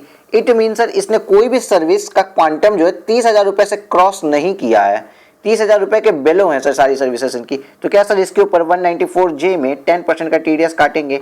आप तुरंत लिख दीजिए कॉशन की नहीं काटेंगे। सर क्यों कॉशन लिखवा रहे हो? क्योंकि आप यहाँ भूल जाते हैं, हर जगह एग्रीगेट करने की आदत पड़ चुकी है तो आप यहाँ भूल जाएंगे। माना जाता है कि ये जो fees for technical service, royalty या नॉट कंप्लीट फीस, ये सब जितनी भी है ना, ये जो क्राइटेरिया है ये इंडिविजुअल बेसिस पे है। मतलब सर हम फीस फॉर प्रोफेशनल सर्विसेज के लिए अलग से 30,000 रुपए देखेंगे, टेक्निकल सर्विसेज के लिए अलग 30,000 रुपए देखेंगे, रॉयल्टी के लिए अलग 30,000 से ऊपर की लिमिट देखेंगे और नॉट कंप्लीट फीस के लिए अलग 30,000 की लिमिट देखेंगे। ये चारों प्रोफेशनल सर्विसेज अलग अलग है, इनको कभी भी गलती से क्लब नहीं करना है। सर गलती से भी क्लब नहीं करना है, नहीं करना है, ठीक है। इतनी बात समझ में आ गई? क्या समझ में आई सर? ये कि लिमिट जो है, ये जो लिमिट है सर, ये जो लिमिट है ये इंडिविजुअल सर्विसेज की दी हुई है और सर्विसेज को आपको क्लब नहीं करना है कि यार ये प्रोफेशनल का 25 था और रॉयल्टी का या टेक्निकल का 28 था तो 25 प्लस 28 30 से ऊपर हो गया। नहीं, इंडिविजुअल सर्विस का कहीं 30,000 से एक्सीड नहीं हुआ तो टीडीएस नहीं कटेगा। बट एक जगह ऐसी आती है जहां बिना किसी लिमिट के टीडीएस कट जाता है। सर एक जगह ऐसी आती है जहां बिना किसी लिमिट के टीडीएस कट जाता है, वो है sir director fees, directors fees. Sir directors fees का सर आपका क्या मतलब है? सर डायरेक्टर फीस से मेरा क्या मतलब है कि डायरेक्टर फीस से सर मेरा मतलब है कि अगर डायरेक्टर आके एनी अमाउंट उसको मिलता है as a sitting fees, directors की जो बोर्ड मीटिंग होती है, बोर्ड ऑफ डायरेक्टर्स, उसमें डायरेक्टर्स को अटेंड करने के लिए सिटिंग फीस दी जाती है। तो अगर वो फीस का अमाउंट कोई भी हो, 2 रुपए, 4 रुपए, 30,000, 40,000, 50,000, 2 लाख, 8 लाख, 18 लाख, कुछ भी है, तो बिना किसी लिमिट के, without any limit, no limit, यहाँ पे इवन ये एमसीक्यू में भी आ सकता है कि विदाउट लिमिट कौन से सर्विसेज पे 194J में टीडीएस कटता है। तो विदाउट लिमिट यहाँ पे 194J के अंदर टीडीएस कट जाता है 10%, ठीक है। यहाँ पे 30,000 से कम होने पे भी टीडीएस कट जा रहा है, ये एक ऐसी जगह है, ठीक है सर। आइए सर क्वेश्चन देख लेते हैं हम अपना इसका, और जो लिमिट की मिस्टेक है वो भी मैं आपको बता दूं, बहुत नॉमिनल मिस्टेक है, एकदम छोटी सी, कोई बड़ी बात चीज़ नहीं है वो, उस पर कोई क्वेश्चन भी नहीं है अपना। देखिए 28,000 टू मिस्टर गणेश दिए हैं 2/8/2019 को, for purpose which, for fee for technical sir professional service. Sir professional service का 28,000 रुपए दे दिए सर, याद आ गया, प्रोफेशनल सर्विसेज के लिए 28,000। सर 30,000 से ऊपर होता तो टीडीएस कट जाता, भी नहीं कटेगा। And another payment of 25,000 to him for the same date toward fee for technical service. Sir technical service के लिए भी सर हम उसको दे दिए हैं कुछ, कितना सर 25,000 रुपए दिए हैं, बट ये भी 30,000 से कम है, इसलिए टीडीएस नहीं कटेगा। Discuss what TDS provision under section 194J attract. Sir यहाँ पे अभी आपने बताया कोई भी टीडीएस प्रोविजन अट्रैक्ट नहीं होगा, क्योंकि कोई भी सर्विस, इंडिविजुअल सर्विस, अगेन फिर से बोलिए, कोई भी सर्विस नहीं, इंडिविजुअल सर्विस की लिमिट 30,000 से क्रॉस नहीं की है। चलिए, TDS provision under section 194J would not get attracted since the limit of 30,000 is applicable for fee for professional services and fee for technical services separately. It is assumed that there is no other option to Mr. Ganesh toward fee for professional services and fees for technical services during previous year 1920. इसमें कुछ भी ऐसा नहीं था जो आपको समझ में नहीं आएगा, बड़ा आसान सा था सर ये, सर बहुत आसान है। अभी हम आगे आते जाते हैं, क्वेश्चनियर तो है नहीं इसमें। 194I सेक्शन में मैंने लिमिट गलत बोल दी थी गलती से। पहले लिमिट हुआ करती थी 1,40,000 की, बट अब वो लिमिट बढ़ के हो गई है 2,80,000 रुपए की, और मैंने गलत से, आज भी बेटा ह्यूमन नेचर है, होता है, कोई बड़ी बात नहीं है, इसलिए इस ह्यूमन नेचर को समझते हुए कृपया करके मेरी सहायता करेगा। ये देखिए, और ऐसे ऐसे इसको काटिए, ये जहाँ जहाँ 1,80,000 लिखा अपने काट दीजिए। जहाँ पे हमने 194I के बारे में पढ़ा था, ये देखिए 194I, इसमें हमने पढ़ा कि मोर देन रुपीज कितना 1,80,000, 1,80,000 था, मोर देन रुपीज 2,40,000 हो गया। अब यहाँ पे आई है अमेंडमेंट, आप इन सब जगहों पे भी 2 लाख, चलिए यहाँ पे तो वैसे भी वो था, उसके कोई बड़ी बात नहीं है, मोर देन रुपीज 2,40,000 हो गई है सर, 2,40,000। बाकी पूरा आपको ये जो आप इसके जस्ट बाद मैं क्या करूंगा, इतनी सी क्लिप कट करके भी ना इस सेक्शन को जहाँ पढ़ाएं उसके जस्ट पहले हम पेस्ट कर देंगे, ठीक है। तो क्या होगा कि आप तुरंत समझ जाओगे। तो अब जब आप ये सेक्शन पढ़ रहे हो तो जहाँ जहाँ मैंने गलती से 1,80,000 बोला, आप 2,40,000 समझ लेना। बेटा रिकॉर्डिंग न्यू है, बट ह्यूमन हूँ मैं भी, मुझसे भी एरर हो सकती है। इतनी सी क्लिपिंग कट करके मैं लगा पूछते हैं। सर इलस्ट्रेशन नंबर 10, ये न्यू अमेंडमेंट है इस बार की, यहाँ से अमेंडमेंट है, इसलिए इसको हम अभी नेक्स्ट क्वेश्चन के बाद लेंगे। देखिए सेक्शन 194M और 194N, ये काफ़ी न्यू सेक्शन है, बल्कि काफ़ी क्या एकदम न्यू सेक्शन है और ये एकदम न्यू क्वेश्चन ऐड हुआ है। सेम क्वेश्चन ये फाइनल में भी ऐड हुआ है। आप समझ सकते हैं कितना इंपॉर्टेंट है। 194N पे कोई भी क्वेश्चन नहीं है, फिर भी हम ये सेक्शन आपको एक्सप्लेन करना चाहेंगे, क्योंकि बेटा अगर ये सेक्शन एक्सप्लेन कर देते हैं ना तो मे भी एमसीक्यू में आपको इस पे क्वेश्चन मिल जाए, या फिर हो सकता है आरटीपी या एमटीपी पे इस पे कोई क्वेश्चन आ जाए, या फिर ऐसा हो भी सकता है कि आपके डायरेक्ट क्वेश्चन पेपर में इस पे कोई क्वेश्चन पूछ दे, क्योंकि बिल्कुल न्यू सेक्शन ये इंट्रोड्यूस हुई है। भले ही हमारा सेक्शन ये सेशन जो चलता है केवल क्वेश्चन एंड आंसर का चलता है, फिर भी जो भी चीज़ें आपके लिए रेलेवेंट हैं वो भी हम आपको करवाएंगे। और हाँ, 194I वाली वो लिमिट जो ह्यूमन एरर के कारण थोड़ी सी गलत मैंने बोल दी थी, उसको आप रेक्टिफाई कर लेना। इतनी बार इसलिए बोल दिया ना कि आपको याद ही हो जाएगा अब। हाँ सर जी, बहुत अच्छी बात। चलो illustration number 11। Sir illustration number 11 के बारे में हम क्या जानते हैं। An amount of rupees 40,000 was paid to Mr. X on 1st of July 2019 toward fee for professional services without deduction of tax at source. Okay sir, बिना deduction of tax at source, मतलब sir इसके लिए क्या कोई section होती है? हाँ देखो, इसके लिए भी एक सेक्शन वगैरह होती है। सर देखिए, आपको पता होगा 194A हुआ, 194C हुआ, B हुआ, BB हुआ, एंड जितनी भी इस तरीके की सेक्शन है, 194J हुआ। सर अगर इसमें आपने टीडीएस नहीं काटा तो क्या होता है? सर हमने अगर टीडीएस नहीं काटा तो हमारा हमारा हमारा एक्सपेंडिचर पीजीबीपी में 30% एक्सपेंडिचर डिसअलाउड हो जाता है। सर सही बात है, सही पकड़े हैं एकदम। लेकिन इसके अलावा और भी कुछ होता है, आपको इसके अलावा ना और भी कुछ पनिशमेंट मिल रही है, कुछ और भी फाइन बताया गया है इस एक्ट के तहत। सर वो क्या बताया गया है? बोला गया है कि देखिए, आपने टीडीएस बेस पे दो तरह की गलतियां की होगी। या तो आपने टीडीएस डिडक्ट ही नहीं किया होगा, या जैसे मान लीजिए किसी पार्टी को पेमेंट किया, किसी को प्रोफेशनल फीस पेमेंट की 32,000 रुपए की, तो हो सकता है आपने उसका टीडीएस काटा ही नहीं। एक गलती ये आप कर सकते हैं, टीडीएस डिडक्ट ही नहीं किए। और दूसरा ऐसा हो सकता है आपने 32,000 रुपए में से 3200 रुपए टीडीएस काट तो लिया, बट डिडक्ट तो कर दिया, बट डिपॉजिट अगर आपने नहीं करवाया। तो इस तरीके की दो तरह की आप गलतियां कर सकते हैं टीडीएस के फॉर्म में। तो यहाँ पे इन्होंने क्या बताया, पेनल्टीज इन्होंने बता दी। इन्होंने पेनल्टी जो बताई है, उन्होंने वो बोला है कि इफ अगर आपने टीडीएस डिडक्ट ही नहीं किया, जब टीडीएस डिडक्ट करना था, मतलब at the time of payment और क्रेडिट व्हिचएवर इज अर्लियर, मतलब हर सेक्शन में अलग अलग है ना, इस हिसाब से बता रहे हैं। जब डिडक्ट करना था, अगर आपने तब डिडक्ट नहीं किया है तो आपके ऊपर इंटरेस्ट लगेगा फॉर एट द रेट 1% पर मंथ और part of the month, part of the month, part of the month, 1% पर मंथ और पार्ट ऑफ द मंथ का आपको इंटरेस्ट लगेगा। इफ आपने टीडीएस डिडक्ट ही नहीं किया, आपने टीडीएस काटा ही नहीं उसका, तो 1% पर मंथ और पार्ट ऑफ द मंथ का आपको इंटरेस्ट लगेगा। ठीक है। और सर इफ आपने टीडीएस डिडक्ट तो किया, आपने टीडीएस डिडक्ट तो किया, बट गवर्नमेंट ऑफ इंडिया को आपने अगर डिपॉजिट नहीं करवाया ना, मतलब पैसा खुद अपने पास रख लिया, आपने डिपॉजिट नहीं करवाया, अगर ऐसा कोई पाप किया है, तो फिर आपके ऊपर इंटरेस्ट लगेगा at the rate 1.5% per month और part of the month, per month और part of the month. Sir यहाँ पे कुछ कॉशन वाली बातें भी बता दो।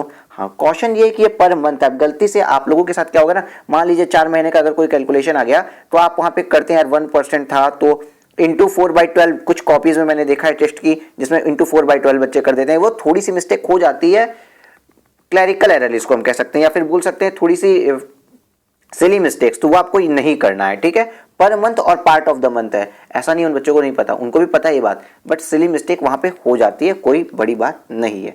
1% पर मंथ और part of the month, per month और पार्ट ऑफ द मंथ। ठीक है सर। तो यहाँ पे आपकी कंडीशन क्या हुई थी, देखिए इन्होंने एक पेमेंट की, कोई अमाउंट की पेमेंट। सर ओके, ये डेट शीट हम लेते हैं, चलो ब्लैक कलर ले लेते हैं sir, black colour. Okay sir ji, इन्होंने 40,000 रुपए पेड किए मिस्टर एक्स को 1 जुलाई 2019 को। 1 जुलाई 2019 को आपने 40,000 रुपए का कोई पेमेंट कर दिया है। ओके सर, सर आ जाओ, 1 जुलाई 2019 को आपने 40,000 रुपए का पेमेंट कर दिया, बट आपने डिडक्ट ही नहीं किया टीडीएस। सर हाँ, 1% पर मंथ और पार्ट ऑफ द मंथ, क्योंकि डिडक्शन नहीं किया टीडीएस का। ठीक है। Subsequently Another payment of 50,000 was due to Mr. X. उसी इंसान को फिर से आपने 50,000 रुपए का पेमेंट किया, कब? 28 फरवरी 2020 को, from which tax 10% amounting to rupees 9,000 on the entire amount of 90,000 was deducted. Sir जब आपने 1 जुलाई को यहाँ पे ना कोई टीडीएस नहीं काटा, आपने 1 जुलाई को यहाँ पे कोई टीडीएस नहीं काटा, बस जब सेम इंसान को आप दोबारा 20 फरवरी 28 फरवरी को जब आप पेमेंट करते हैं तो आप इस पे टीडीएस डिडक्ट कर लेते हैं 9,000 रुपए। सर 9,000 कैसे सर, पुरानी 40,000 की पेमेंट पे भी हम आज ही टीडीएस काट लिए और आज की 50,000 की पेमेंट थी, तो हम टोटल 9,000 रुपए सर आज ही टीडीएस काट लिए हैं। इसका मतलब हम टीडीएस कितने महीने तक नहीं काटे थे, डिफॉल्ट कितने महीने तक था, तो ये जुलाई, अगस्त, सितंबर, अक्टूबर, नवंबर, दिसंबर, जनवरी और ये सर पूरा फरवरी। मतलब सर यहाँ पे अगर हम देखें ना तो 8 महीने, 8 मंथ्स तक हम डिफॉल्ट किए हैं टीडीएस न काटने का।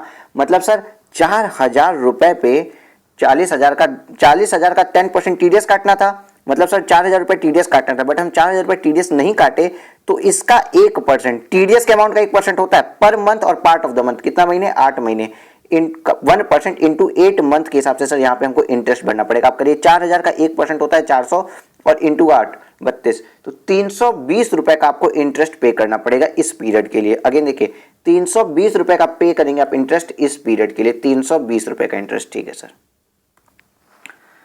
However, the tax of rupees 9,000 was deposited only on 22 June 2020. Compute the interest charge under section 2011A. Sir again इन्होंने एक पाप कर दिया, ये इस जब 28 फरवरी को उन्होंने काट दिया था तो भाई अगले महीने की 7th तक आपको डिपॉजिट कर देना चाहिए बैंक को, लेकिन आपने फिर से पाप करना शुरू किया और आपने जाके 22 जून को डिपॉजिट किया है। तो जिस ये जो पीरियड है ना डिफॉल्ट वाला, ये वाला पीरियड, ये जो डिफॉल्ट का पीरियड है, इस पीरियड में जो डिफॉल्ट हुआ उसके ऊपर भी इंटरेस्ट के लिए बताया गया है। लेकिन अगर आपने डिपॉजिट, ये देखिए सर डिडक्ट कर दिया बट डिपॉजिट नहीं करवाया तो 1.5% पर मंथ और पार्ट ऑफ द मंथ का लगता है। सर आपने कितना डिडक्ट किया, सर 9,000 डिडक्ट किया और डिपॉजिट कितना नहीं कराया, पूरा 9,000 डिपॉजिट नहीं करवाया। देखो 4,000 तो आपने पिछला वाला डिडक्ट कर दिया, ठीक है, तो इस 4,000 रुपए पे जो लेट डिडक्शन हुआ, जब तक डिडक्ट हुआ तब तक का हम इंटरेस्ट लगा दिए, डिडक्टेड नॉट डिडक्टेड का मतलब 1% पर मंथ और पार्ट ऑफ द मंथ का। लेकिन डिडक्शन के बाद डिपॉजिट नहीं हुआ ना, तो पूरे 9,000 पे जब तक डिपॉजिट नहीं हुआ है 20 जून तक का इंटरेस्ट लगेगा। मतलब 9,000 पे सर 90,000 का 10% कटा था, ठीक है, 9,000 कटा, तो इस 9,000 पे 1.5% की रेट से कितने महीने का कटेगा सर, जून है ये और ये था फरवरी, तो मार्च, अप्रैल, मई, जून, 4 महीने का सर इंटरेस्ट यहाँ पे आ गया। 1.5 इंटू 4 मंथ्स। आप प्लीज टोटल करिए कितना आता है, ये आता है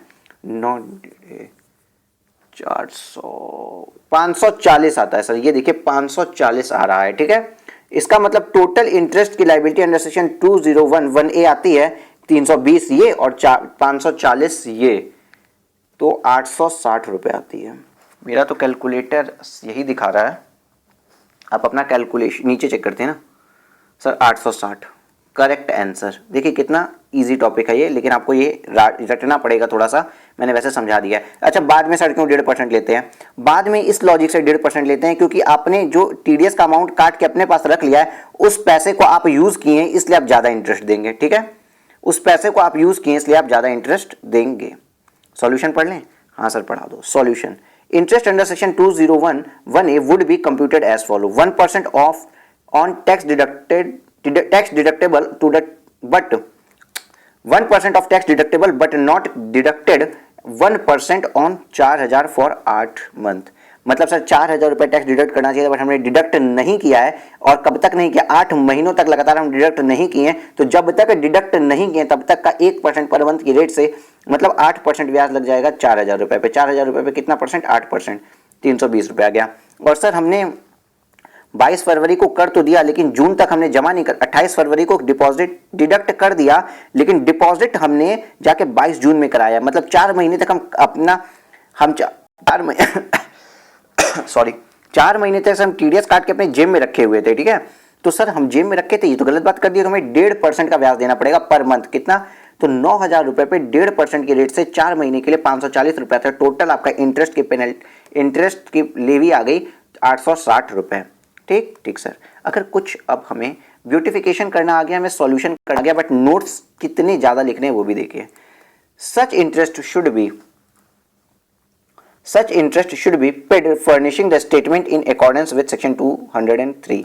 ये नोट्स नहीं है, ये आपकी इसके नीचे की लाइंस लिखें कि ये इसमें ये 203 एक फॉर्म होता है यार, सेक्शन 200 सबसेक्शन 3 में एक फॉर्म आता है, उसके अकॉर्डिंग भरना पड़ेगा। मुझे लगा इसकी कोई नेक्स्ट लाइन होगी, बट नेक्स्ट लाइन नहीं है। और आपको यहाँ प्रोविज़न लिखना होगा। प्रोविज़न लिखा नहीं है इन्होंने, आप लिख सकते हैं। अगर ये 5 मार्क्स से ऊपर का क्वेश्चन आता है तो आप प्रोविज़न भी लिखेंगे, TDS वाला 1% पर मंथ और पार्ट ऑफ द मंथ का। ठीक है, ठीक है सर। अब कोई इलस्ट्रेशन बचा है? अब इलस्ट्रेशन तो सर अब नहीं बचा है लग रहा है। आप भी अपने पेजेस को पलटिए। इलस्ट्रेशन अब नहीं बचा, अब एक्सरसाइज प्रॉब्लम्स हैं, आगे एक्सरसाइज प्रॉब्लम्स हैं।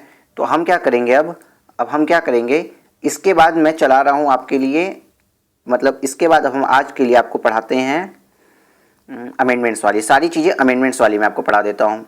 अमेंडमेंट्स वाली क्लास को ब्रेक कर देंगे यहाँ से, और नेक्स्ट क्लास एक्सरसाइज प्रॉब्लम्स की बन चुकी है अब फिलहाल। तो चलिए, तो ये अब हम अमेंडमेंट स्टार्ट करते हैं। दूसरे स्लाइड्स पे हम लेके आते हैं आपको।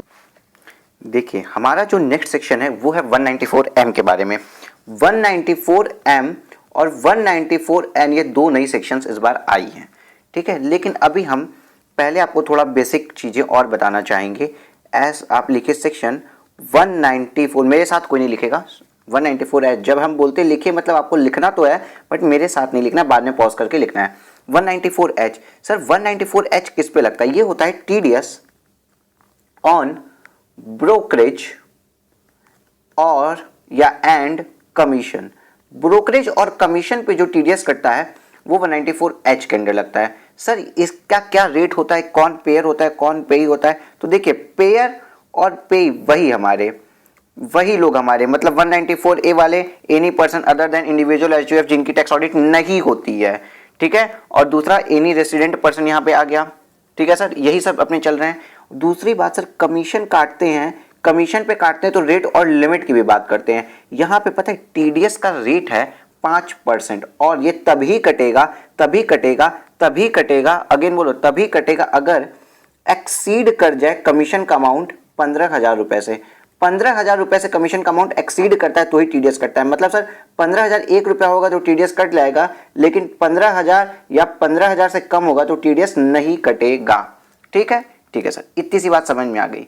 194H क्या कहता है? तो सर 194H बताए तो आप क्यों बताए? क्योंकि देखिए, आपने कुछ सेक्शंस पढ़ लिए हैं सर, कुछ क्या, हमने बहुत से सेक्शंस पढ़ लिए हैं। हाँ, आपने बहुत से सेक्शंस पढ़ लिए हैं, बहुत अच्छी बात है।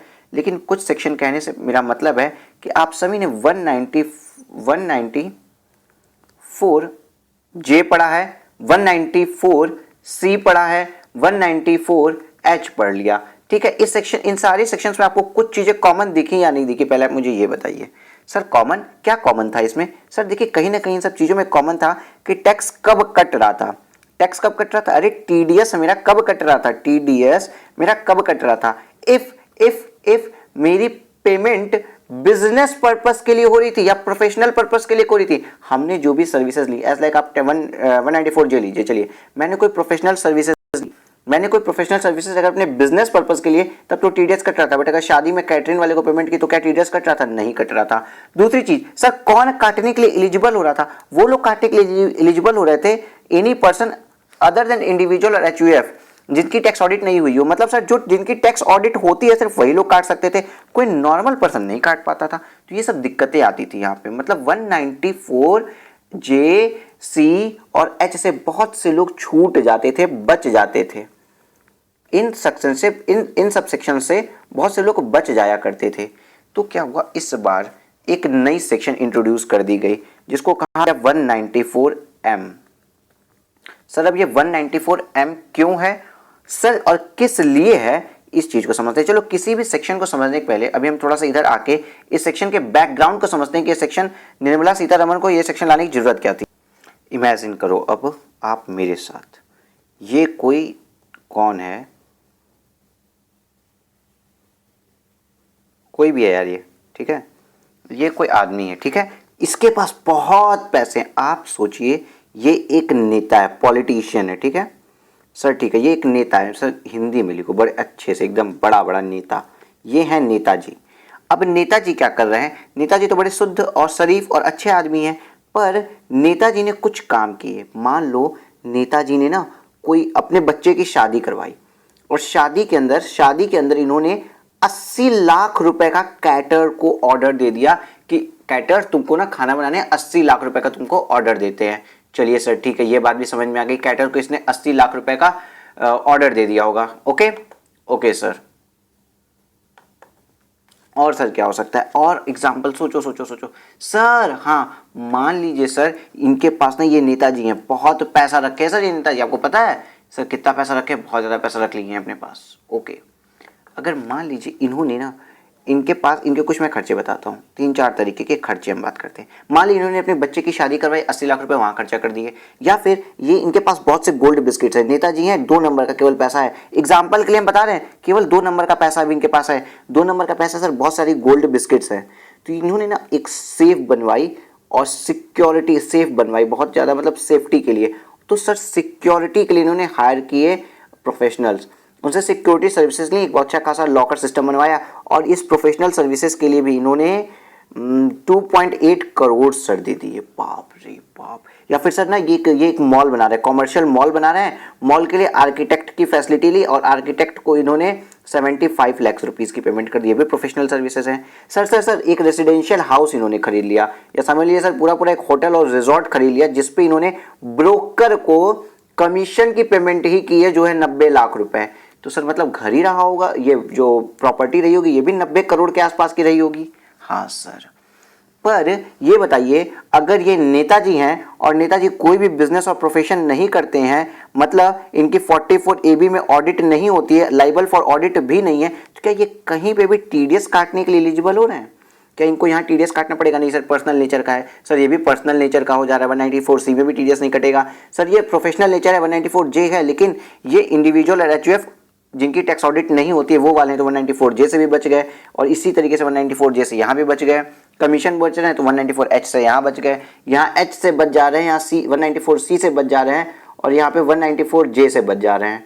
तो ऐसी कंडीशन में अगर कोई इंसान इतना ब्लैक मनी अपने पास जनरेट करके रखा है, देखिए जो लोग ब्लैक मनी जनरेट करके रखते हैं वो क्या करते हैं, वो ब्लैक मनी का एक्सपेंडिचर भी, देखो यहाँ पे यार थोड़ा सा तुमको ज़्यादा लग रहा होगा कि सर ये तो रिविजनरी क्लास है और केवल क्वेश्चन करवाइए, बट थोड़ा सा इंपॉर्टेंट सेक्शन है, ये नया है इसलिए मैं बता रहा हूँ। ब्लैक मनी का क्या करते हैं सर, एक्सपेंस करते हैं, क्योंकि इन्वेस्ट तो नहीं कर सकते एक नंबर की जगह, ये होटल खरीद के इन्वेस्ट कर सकते हैं, बट बैंक वगैरह में तो डिपॉजिट नहीं कर सकते। तो सर एक्सपेंसेस पे ना, जब श्रीमती निर्मला नमन जी आई और 1 सितंबर 2019 से ये एक सेक्शन लग गई, मतलब ये सारे एक्सपेंडिचर अगर 31 अगस्त को भी होते तो भी कोई टीडीएस की बात नहीं होती, लेकिन 1 सितंबर से निर्मला सीतारमन जी ने टीडीएस की सेक्शन ला दी। सर सेक्शन क्या ला दी इसको बचाने के लिए? इसको बचाने के लिए इन्होंने एक सेक्शन लाई जो है section number 194M। Sir 194M, हाँ बोलो मेरे साथ, 194M। सर इसमें लिखा क्या है? इसमें लिखा है टीडीएस ऑन कॉन्ट्रैक्ट 194C से जो बच गए थे, कमीशन 194H से जो लोग बच गए थे, and fees for professional services जो 194G से बच गए थे, फीस फॉर प्रोफेशनल सर्विसेज जो लोग 194J से बच गए थे, उन लोगों के ऊपर अब टीडीएस कट लगेगा। अगर जैसे मान लो 194C से कोई बच गया, 194C से बच गए, J से बच गए, H से बच गए, क्योंकि कोई भी पर्सनल नेचर का खर्चा हो जा रहा था तो कभी हम एलिजिबल नहीं थे काटने के लिए। बट 194A में कहा क्या, एनी पे, पे में कौन, पेयर में कौन, कोई भी पर्सन, पे में कौन, कोई भी पर्सन, कोई भी किसी को भी अगर इस तरह की पेमेंट कर रहा है जो कि कॉन्ट्रैक्ट रिलेटेड है, प्रोफेशनल रिलेटेड है या कमीशन रिलेटेड है, ठीक है, तो सर टीडीएस कटेगा। रेट क्या बताइए इन्होंने, तो टीडीएस कटेगा 5% के रेट से। यहाँ पे वो झगड़ा नहीं, अगर आप 44AB में आप इंडिविजुअल HUF है जो कोई बिजनेस नहीं करते, 44AB में आपकी ऑडिट नहीं होती, फिर भी अब आपको यहाँ पे टीडीएस काटना पड़ेगा। क्यों? ब्लैक मनी में होने वाले ट्रांजेक्शन्स को रोकने के लिए सर ये किया गया है, ठीक है। तो भी आपको टीडीएस काटना पड़ेगा 5% की रेट से।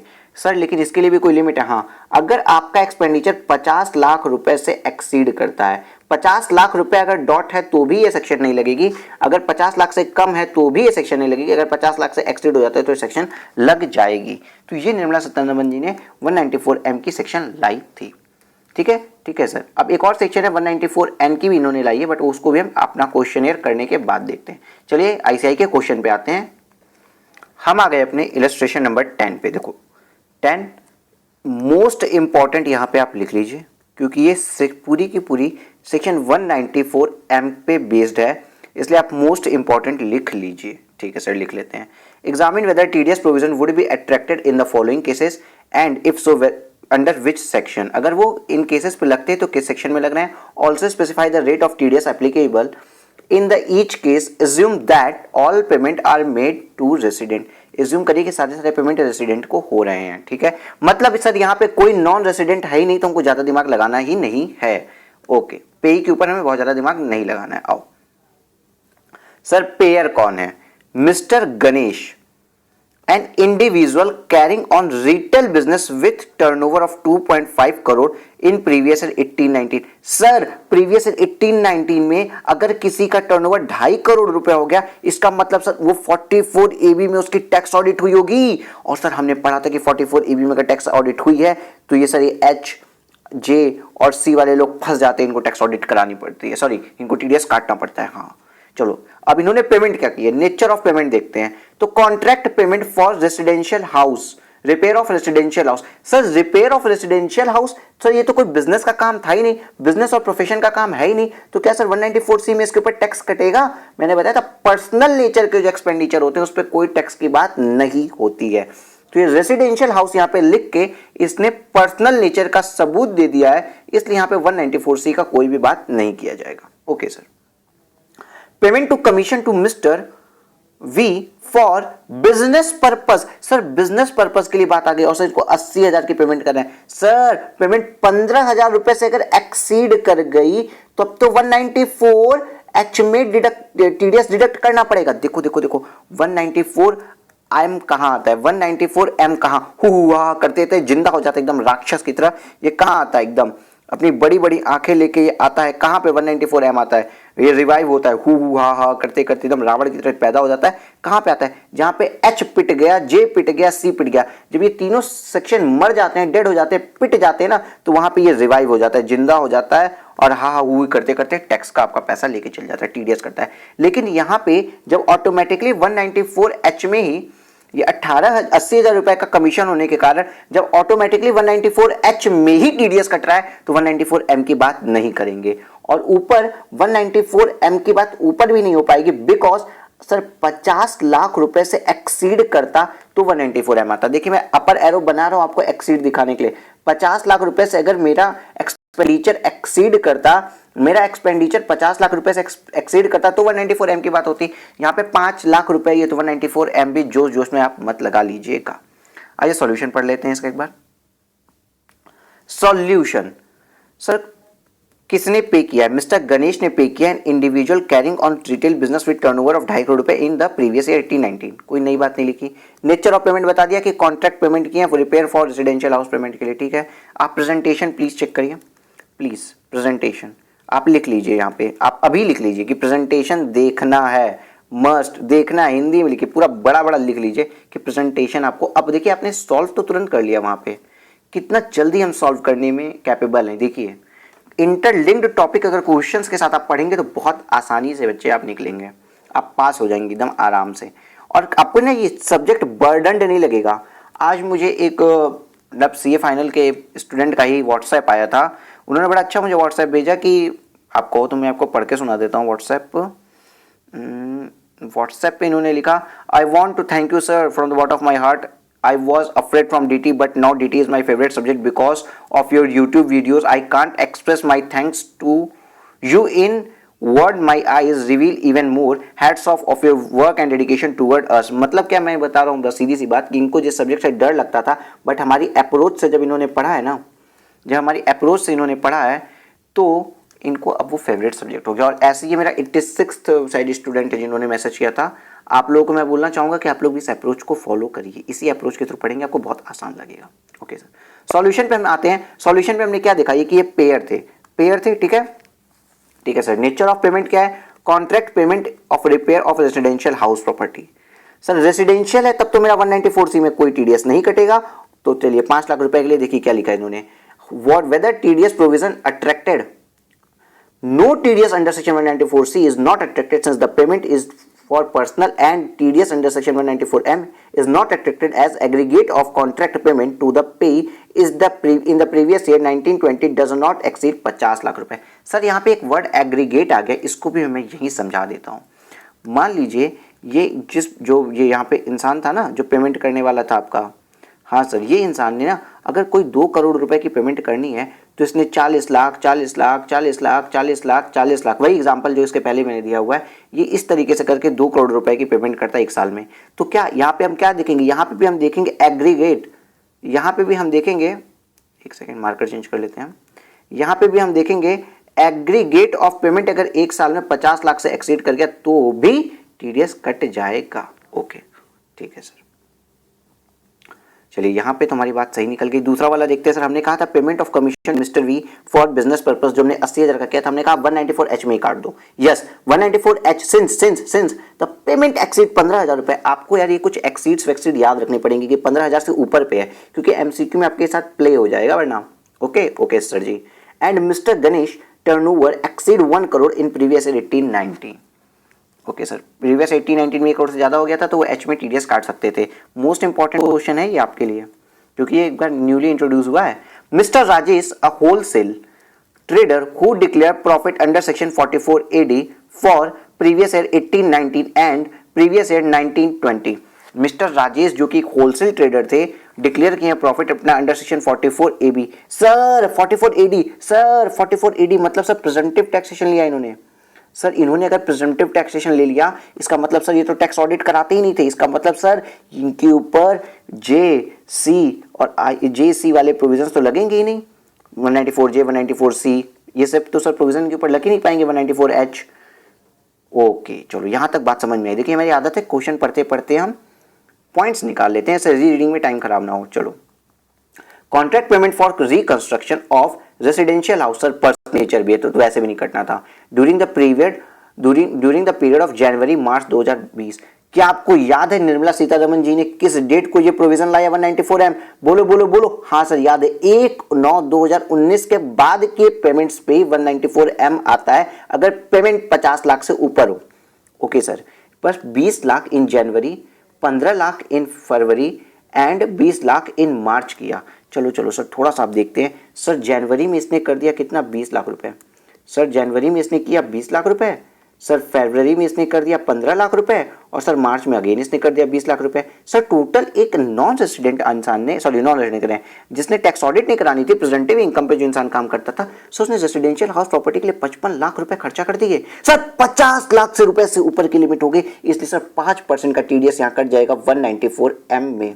आपको समझ में आ रहा है कितना डीप हो गया है टैक्सेशन?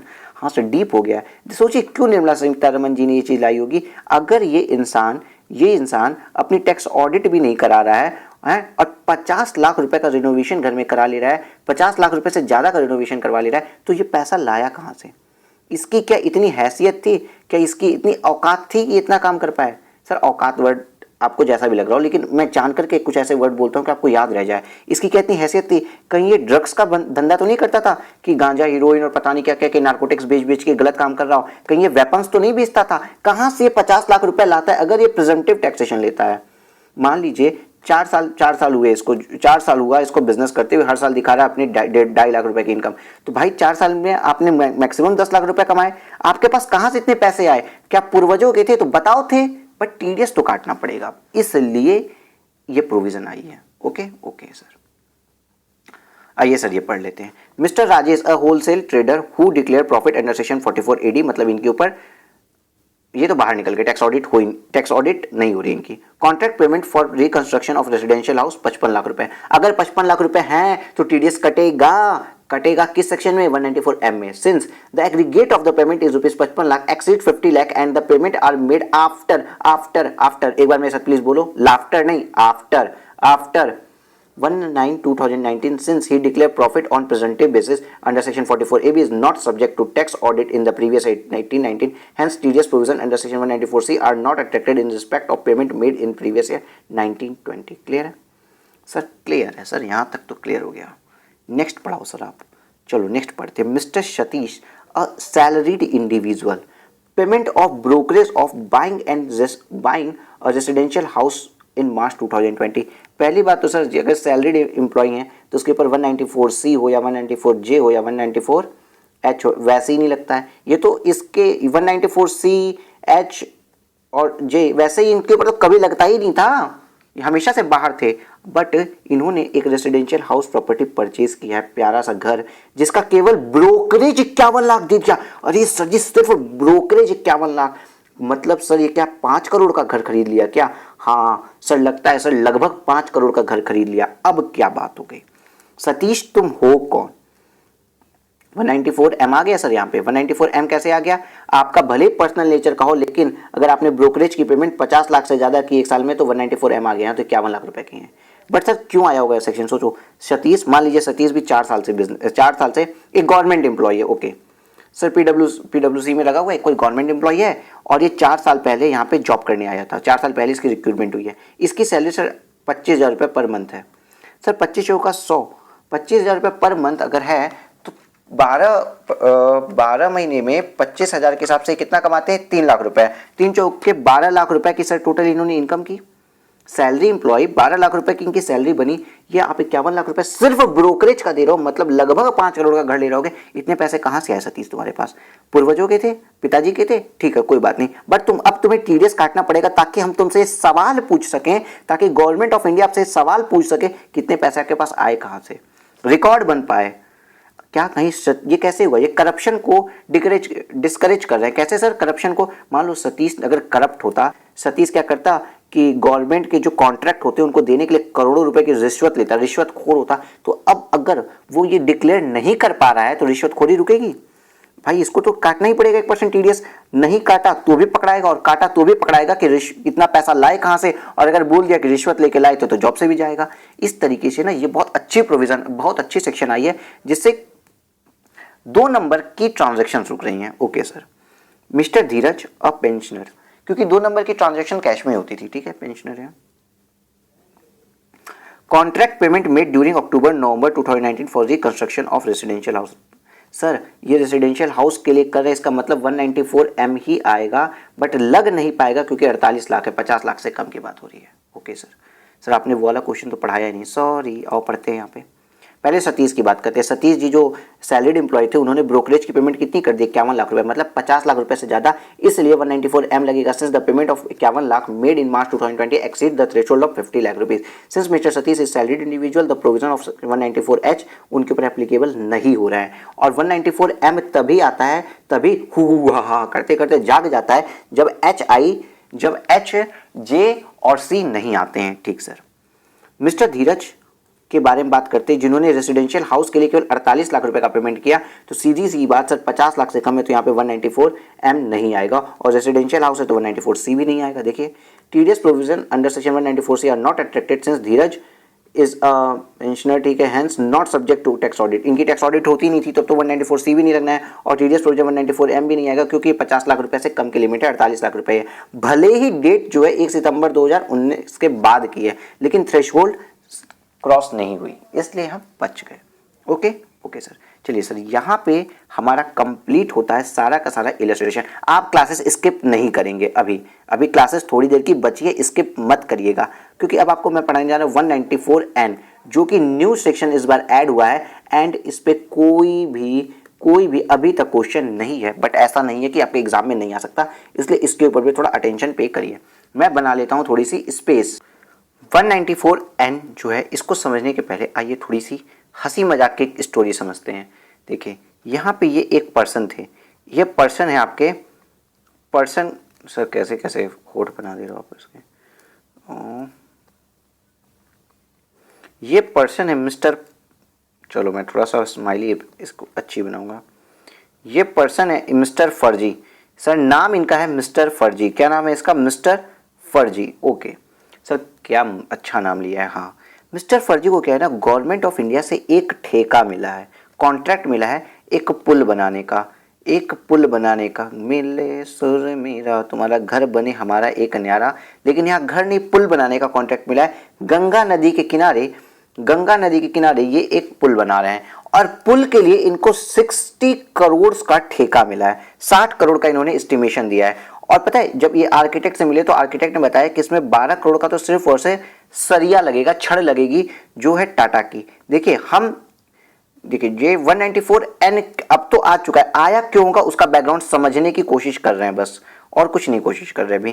ठीक है सर, 12 करोड़ का सरिया लगाना है, ठीक है। चलो यहाँ तक की बात समझ में आ गई। यहाँ पे टाटा का छड़ मंगवा लिया, बहुत अच्छा। अब ये लगा देंगे यहाँ पे, ठीक है। ये यहाँ पे इनको 12 करोड़ की छड़ लगने वाली है, बट थोड़ी दूरी पे काम कर रहे थे। ये यहाँ गंगा का पुल बना रहे थे ना, वहां से थोड़ी दूरी पे मिस्टर एक बहुत से शरीफ इंसान भी वहां पे वहीं पे आसपास थे, बहुत लॉयल बिजनेसमैन थे जिनका नाम था बाबूलाल। अब बाबूलाल भी वहीं पे रख बैठे हुए हैं, और बाबूलाल क्या कर रहे हैं, वहां पे वो मॉल बनवा रहे हैं, एक बहुत बड़ा मॉल बनवा रहे हैं, अच्छा खासा मॉल बनवा रहे हैं। देखो बाबूलाल पूरा एक मॉल बनवा रहे हैं। और बाबूलाल जब मॉल बनवा रहे थे ना, तो बाबूलाल को क्या पता चला कि इस मॉल के कंस्ट्रक्शन के लिए, ओके थोड़ा सा दिक्कत आ गई, चलो जरा मैं इसको ऊपर ले लूँ क्या, थोड़ी दिक्कत आ रही है, स्पेस की दिक्कत आ गई। चलो रुक जाओ, समझो आप।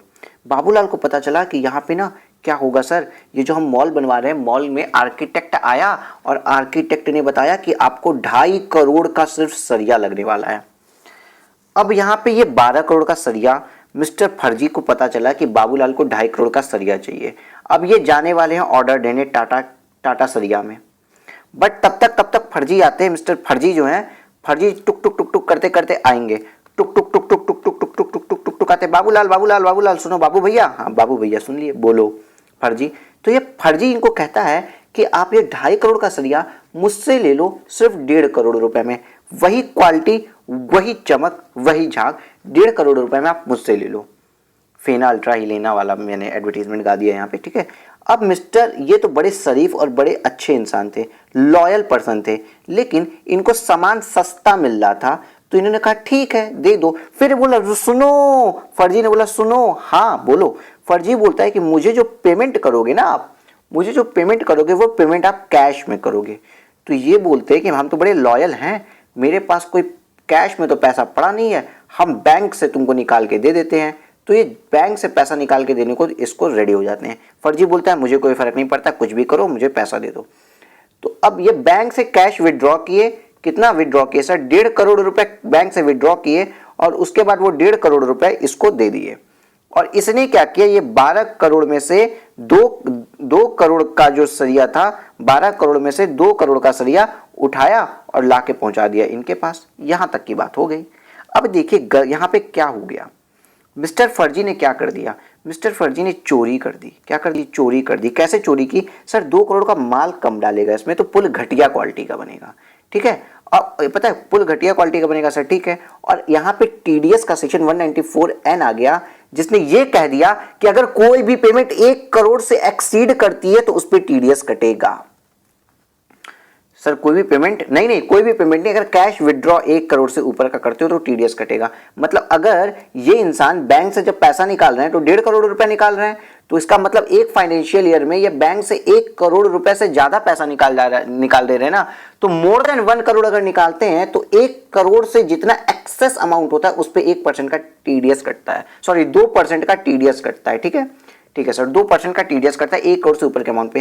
तो जब बैंक इनका टीडीएस काटेगा, मिस्टर बाबूलाल का बैंक ने अगर टीडीएस काटा कि 1.5 करोड़ रुपए आप कैश में विड्रॉ कर रहे हो, चलो हम 50 लाख रुपए पे जो ऊपर का अमाउंट है उस पर 2% का टीडीएस काट लेंगे, तो कहीं ना कहीं अगर जब इनकम टैक्स अथॉरिटी इनके बुक्स ऑफ अकाउंट देखेगी, तो क्या इनकम टैक्स अथॉरिटी पूछेगी नहीं कि 1.5 करोड़ रुपए कैश का तुमने क्या किया बाबूलाल?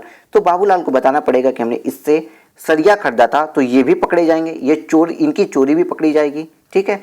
और सर ये 1 ही करोड़ क्यों लिया? देखो छोटे मोटे चोरों को नहीं पकड़ना था, छोटे मोटे चोरों को नहीं पकड़ना था, 1 करोड़ बड़ा अमाउंट है, इसलिए ऐसे लोगों को देखा गया। अब मान लो 10-10 लाख रुपए वाले लोगों को कोई क्या देखने जा रहा है, बड़ी मछली को पकड़ना था यहाँ पे। इसलिए अगर कैश में 1 करोड़ से ऊपर का आपने अपने बैंक से विड्रॉ किया है, इसका मतलब आप तो ईमानदार हैं। ये देखो ये ईमानदार थे, इनके पास ब्लैक मनी नहीं था, सारा पैसा बैंक में था, लेकिन कोई एक ट्रांजैक्शंस ऐसे पर्सन के साथ करने जा रहे जो ईमानदार नहीं था, तो उसको भी पकड़ने के लिए टीडीएस इनका कटा, फिर इनको बताना पड़ेगा कि इन्होंने पेमेंट किसको की।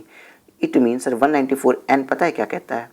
194N इट मीन्स 194N सीधी बात मैं फिर से लिख देता हूँ, इसका मतलब सर 194N आपको सीधी बात नो बकवास बोलता है TDS on cash withdraw in excess of 1 crore. 1 crore से ऊपर का कैश विड्रॉ होगा तो ही टीडीएस कटेगा। सर यहाँ पेयर कौन होगा? सर यहाँ पेयर कौन होगा? पेयर में यहाँ पे आएंगे, देखिए बैंक से अगर आप कर रहे हैं, कोऑपरेटिव बैंक से अगर आप ले रहे हैं, पोस्ट ऑफिस से अगर आप ले रहे हैं, तो इन ये लोग पेयर होंगे। और पेई कौन होगा सर? वो तो एनी पर्सन होगा, किसी भी पर्सन को अगर बैंक, कोऑपरेटिव बैंक और पोस्ट ऑफिस अगर पेमेंट कर रही है, जिसने जिसने जिसने अभी रेट की बात करें तो रेट 2% है, रेट 2% है, लेकिन लिमिट की बात करें सर, जिसने जिसने जिसने प्लीज अगेन फिर से बोलिए, जिसने टीडीएस 2% लिए होगा, जिसने लिमिट अगर हम बात करें, जिसने अगर बैंक, ओहो ये कहां गया, कुछ ऊपर है, जिसने बैंक से with in a financial year 1 crore रुपए से ज्यादा का, 1 करोड़ से एक्सीड का विड्रॉ किया है कैश में, कैश विड्रॉ किया है, क्या किया? कैश विड्रॉन किया है। तो ये पहली ऐसी सेक्शन है जहां एक्सेस के अमाउंट पे टीडीएस कटेगा। मतलब सर, मतलब मान लीजिए उन्होंने कहा 1.5 करोड़ रुपए विड्रॉ किए हैं ना, तो सर 1 करोड़ के ऊपर के अमाउंट पे ही टीडीएस कटेगा। मतलब 1 करोड़ के ऊपर के अमाउंट पे कितना टीडीएस आता है? 50 लाख। सर 50 लाख पे 2% का टीडीएस कटेगा। अभी तक हमने जितनी भी सेक्शन पढ़ी एज लाइक 194HE जो हमने पढ़ा था 15,000 रुपए से अगर एक्सीड कर जाता है तो 194H कटता है। मान लीजिए किसी को कमीशन अगर मिलती है 16,000 रुपए, तो ये 15,000 रुपए से तो एक्सीड कर जाता, तो क्या टीडीएस कट जाता? हाँ कटता, तो पूरे के पूरे 16,000 पे कटता। लेकिन यहाँ पे जब 1 करोड़ से एक्सीड कर रहा है तो पूरे 1.5 करोड़ पे टीडीएस ना कट के केवल एक्सीडेड 1 करोड़ के ऊपर के अमाउंट पे टीडीएस कटेगा। ये एक थोड़ा सा डिफरेंस है यहाँ के सेक्शन में, ठीक है सर। बट कुछ एक्सेप्शंस भी हैं क्या जहां पे टीडीएस नहीं कटेंगे? हाँ एक्सेप्शंस हैं। अगर बताइए बैंक को ही दे रही हो, अगर बैंक को ही देती है तो टीडीएस नहीं कटता। अगर एक बैंक ने किसी दूसरे बैंक को ही ऐसी कोई पेमेंट कर दी पूरे साल भर में 1 करोड़ या उससे ज्यादा की, तो टीडीएस नहीं करेगा। अगर किसी कोऑपरेटिव सोसाइटी को की तो नहीं करेगा, किसी पोस्ट ऑफिस को की तो नहीं किया, या पोस्ट ऑफिस और कोऑपरेटिव सोसाइटी ने बैंक को किया तो भी नहीं किया, या तो फिर इन लोगों ने जो एटीएम भरने वाले लोग होते हैं ना, एटीएम लेवल कंपनी, उसको पेमेंट किया तो भी नहीं कटेगा। ठीक है सर। तो यही आपका 194N था जो कि इस बार न्यूली इंट्रोड्यूस्ड हुआ है, तो ये थोड़ा सा इंपॉर्टेंट हो जाता है और आपको इसको पढ़ के जाना है। ठीक है, आज की क्लास यहीं रोकते हैं, नेक्स्ट क्लास में एक्सरसाइज करेंगे और आपका टीडीएस खत्म हो जाएगा। Take care, bye bye, stay safe and share this video with your friends. Okay, share this video से मेरा कहने का मतलब है इस क्लास के आइडियोलॉजी के बारे में बताना है, ये क्लासेस नहीं शेयर करनी है, बताना है कि ऐसे कोई क्लासेस हैं और अपने दोस्तों का भी फायदा करवाना है। टेक केयर, बाय बाय, मिलते हैं अगली क्लास में।